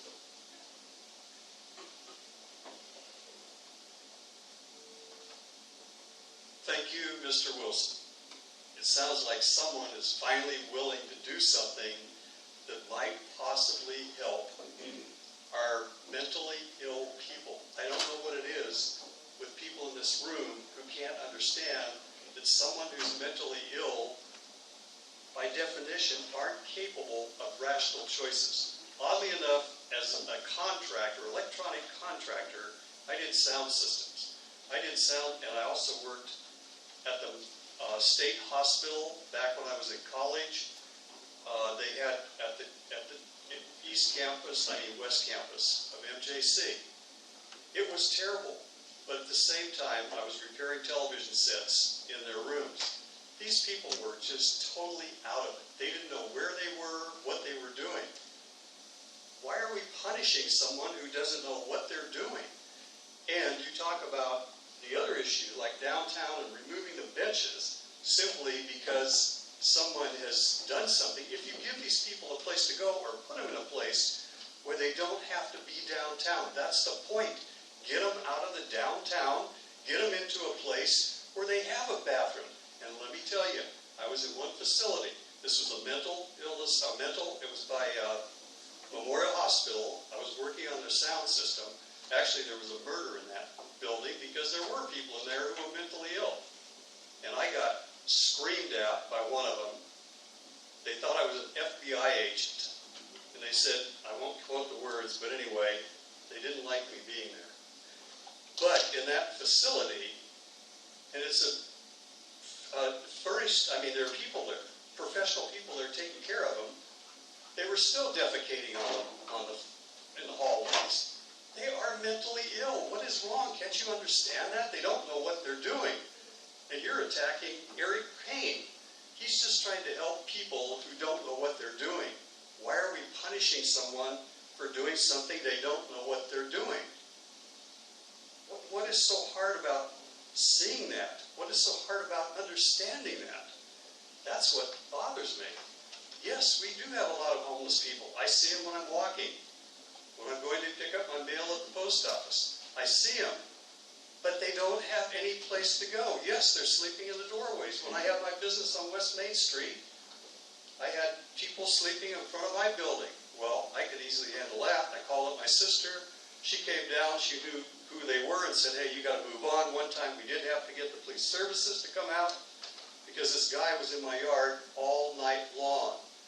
And he was really weird. But they couldn't do anything until he got out of my yard, so they coasted him to get out of my yard, and then the police department could do something. And actually what they told him to do is leave the area. That was the help they gave. Because the police department has no place to take these people. We don't have a shelter for them. We don't have a facility for them to go to. We need a shelter for them to go to. And that's what the emergency shelter is about. And that's what Eric Kane is talking about. Modesto had an emergency shelter, and they used it. And it was working. But, Salvation Army built another building, and there wasn't enough space in it. So then they put their people back on the streets. Stop running these mentally ill people around. It is inhumane. It is cruel. I don't know why anyone can't see that. It makes no sense to me that you can't see that. Let's be honest. Let's just take care of them, get them off the streets, give them a place to go to the bathroom, and they're still not going to use the bathroom every time. I told you this was a very clean facility and had people there. Yet, yes, it was there on the floor. They're mentally ill. Have some empathy. Use your brain. Think about it. We don't need to have these problems in downtown. There will still be individual issues, yes. But it doesn't have to be the big issue it is today. Thank you. Anyone else? All right, we'll close up public comment and come back for comments here. Anybody? We'll start down there. Yeah, so I wanted to report that yesterday with Steve Andrew Wilson, was able to visit the Merced County Navigation Center that is operated by the Merced County Rescue Mission. And, if our navigation, if this potential project that could include a navigation center comes to fruition, I think that that's going to be a great benefit for Turlock. I highly recommend anyone who's interested in learning more about the Navigation Center to seek it out because it is referral-based. It is taking people off the streets, out of the parks, out of our businesses where that is what we're hearing from the city. That is not what we want for our city. Gives them, there's opportunities for weekly case management. The barriers are reduced, and there's access to physical services and medical services, behavioral health services, substance abuse services. There's also this, really, I think, novel approach to a way to partner with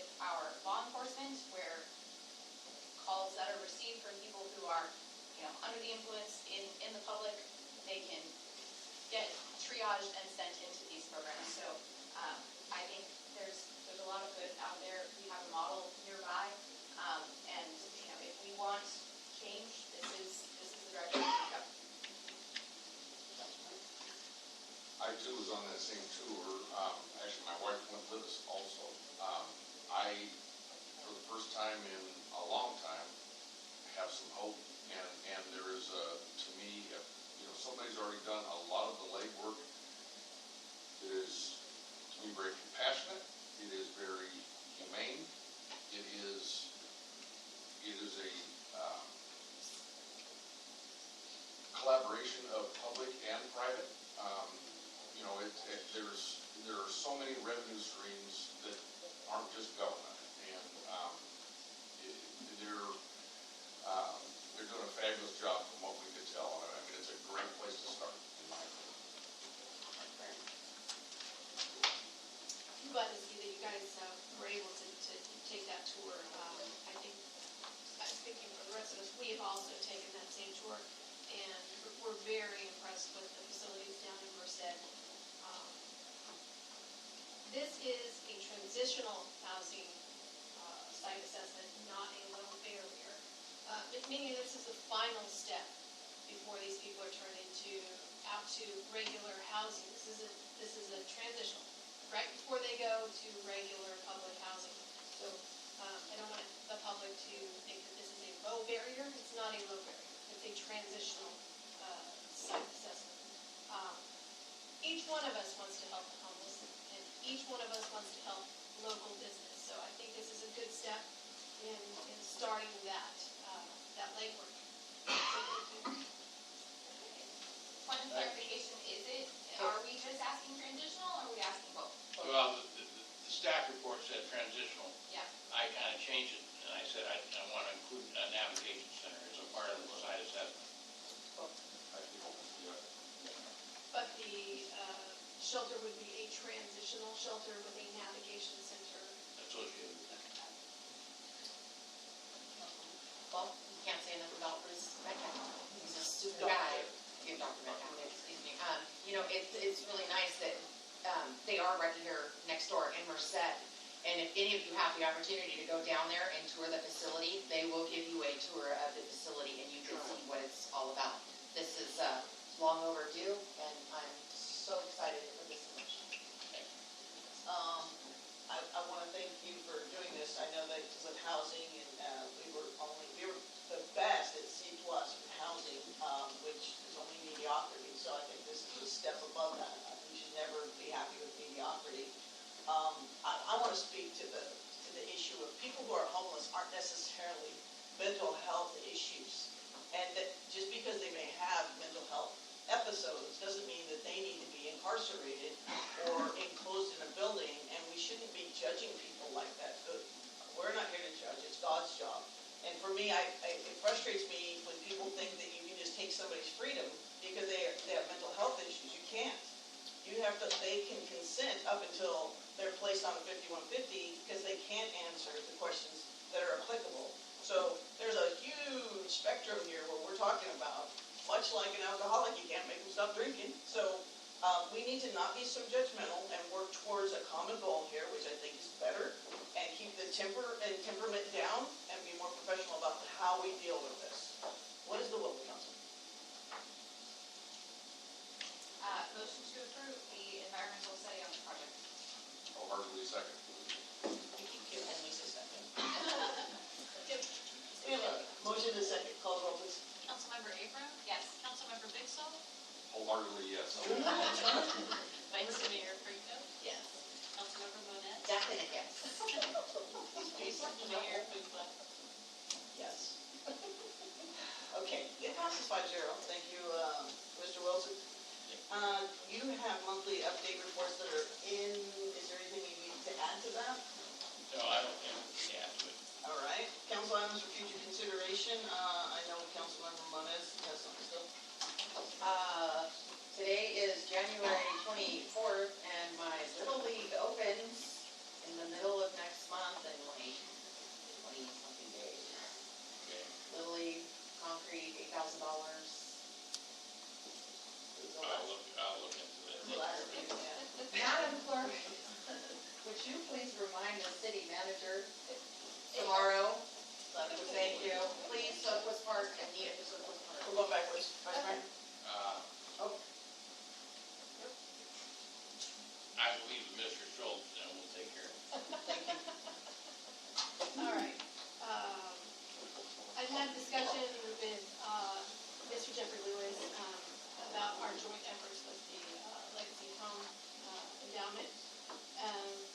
various baskets of money that we have in the home consortium, home housing report fund.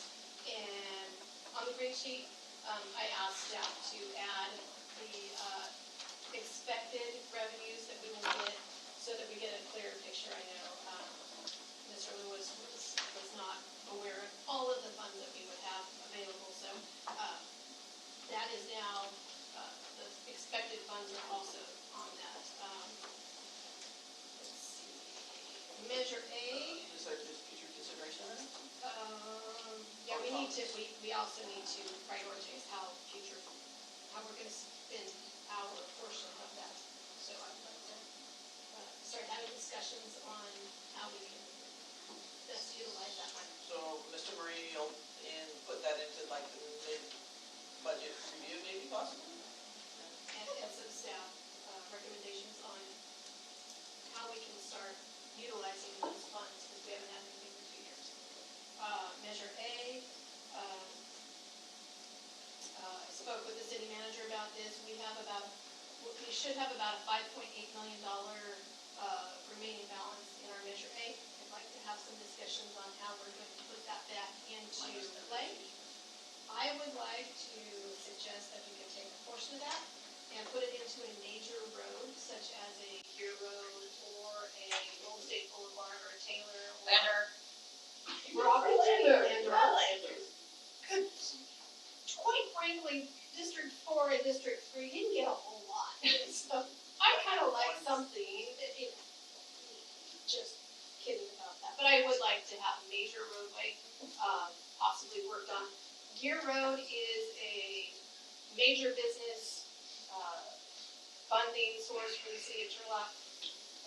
We need to take care of our businesses, so I'd like to see us have some discussions on that $5.8 million.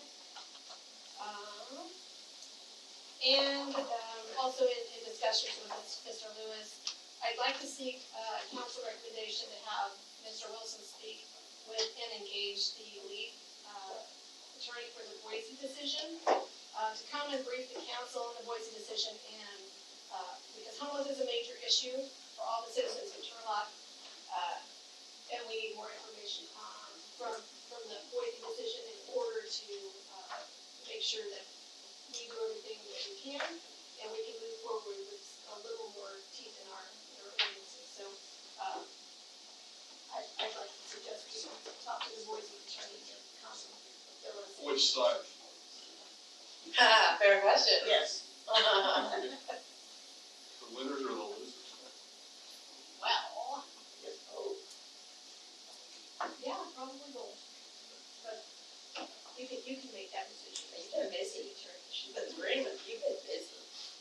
Items for future consideration for other youth? Okay, so then we'll start down here, I apologize. For comments, announcements, blah, blah, blah. I just had two brief things. Chief, the 13th was when you had the Turlock community promotion ceremony and new hire ceremony. So we had 7 new hires, correct? And 3 promotions of our firefighters to engineer. So I want to say, welcome and thank you for those, members of our fire service who are starting their careers in Turlock, continuing here, and I hope they have, a long tenure with us. And then tomorrow, Katie, the director of the Tarot, I think she stepped out, but tomorrow and the next day, we're having our point in time count of the homeless population, and we have, I think the staff report said 35 volunteers that are coming. The housing division is also participating in that. Our police department was helpful in planning that. So I want to thank those people, all that are involved. The point in time count is not a perfect instrument, but it's what we have, and with better data, we can make better informed decisions and hopefully have better outcomes. So thank you to all that are involved in that. I'd like to give a shout out to the public works folks that have been filling potholes left and right. I've had several constituents thank me for that, and I told them I had nothing to do with it. But it was a pleasure today to be stopped on Taylor Road with one lane going when they were making a big difference, so thank you, fellas.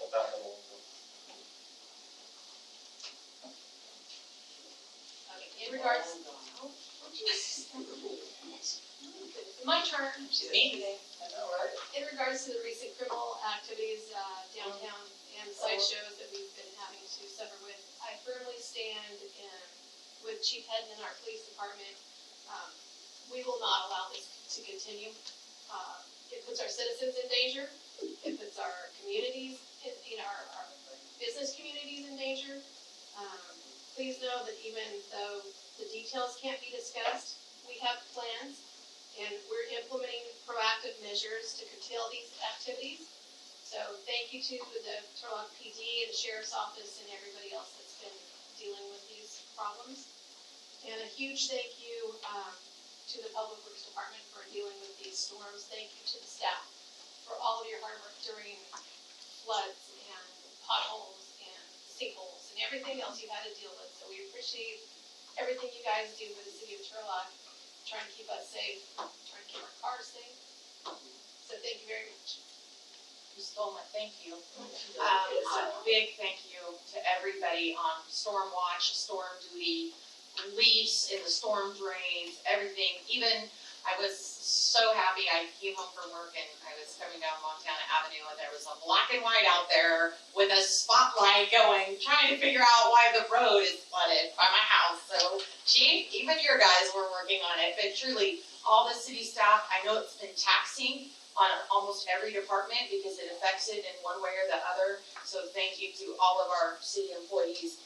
And then, Councilmember Abram, I just wanted to tell you, Chief Hedden did inform me this week that we are not moving any of our homeless folks until our point of strength count is done, because we want that count to be as accurate as it can. But I'm so glad you're on it. Okay, so ad hoc, I've already asked one person to chair it, so, I think you said, like, absolutely, I think you're really super happy, huh? Councilmember Abram? Let's fix what we can. Okay, there might, so I need one additional to be on that with, Councilmember Abram. There you go, Councilmember Bixel. So we have that ad hoc committee that will also have the chair and vice chair of planning commission, Davis and, thank you. So we'll start working on that for the, marijuana, questions and get, all those emails that are being sent with questions, comments, you guys can go over, and as you progress, you can figure out how you wanna bring stuff back to us. And then with that, there is a breakfast awards for, police department coming up here on Thursday morning, 7:30 and 8, 7:30 to 8, 8 o'clock presentations. Thank you, Chief, for being my babysitter in DC. We made it all over everywhere, asking, begging for money, and I think that we have some great connections that will bring us back some really great things. He said through, first and foremost, first thing we did with FEMA, keep doing business, on fire. So then I wasn't on fire, I just was fire. Police, water, roads, we went all over, so it was very helpful, and I think that we will have, some results from that will be positive for our community. Madam Clerk, close session. Thank you. Item B, conference with labor negotiators, California Veteran Code 5495746. Agency's elected representative is Deputy City Manager Sarah Eddy, and the employee organizations of the Turlock Management Association Public Safety, and the Turlock Firefighters Association Local 2464. Item B is conference with legal counsel and the city communication, California Veteran Code 5495619. Potential cases 2. Mayor and council, I'm sorry, item 12C, the public employee performance evaluation, that was a clerical error, that was not supposed to be on the agenda, so I do apologize for that. Yeah, so, my apologies. So just item A and B. A and B, all right, thank you guys, if you come, out and finish this, every increase.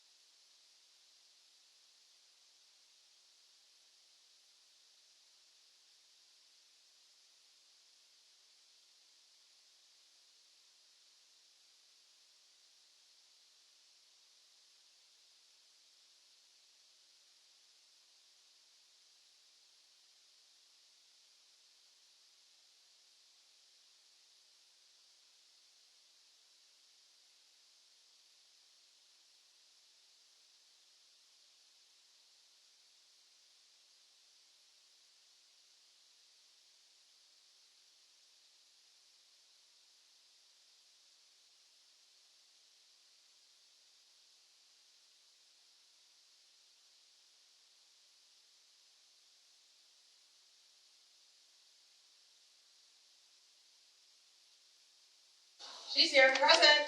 Go. We have nothing to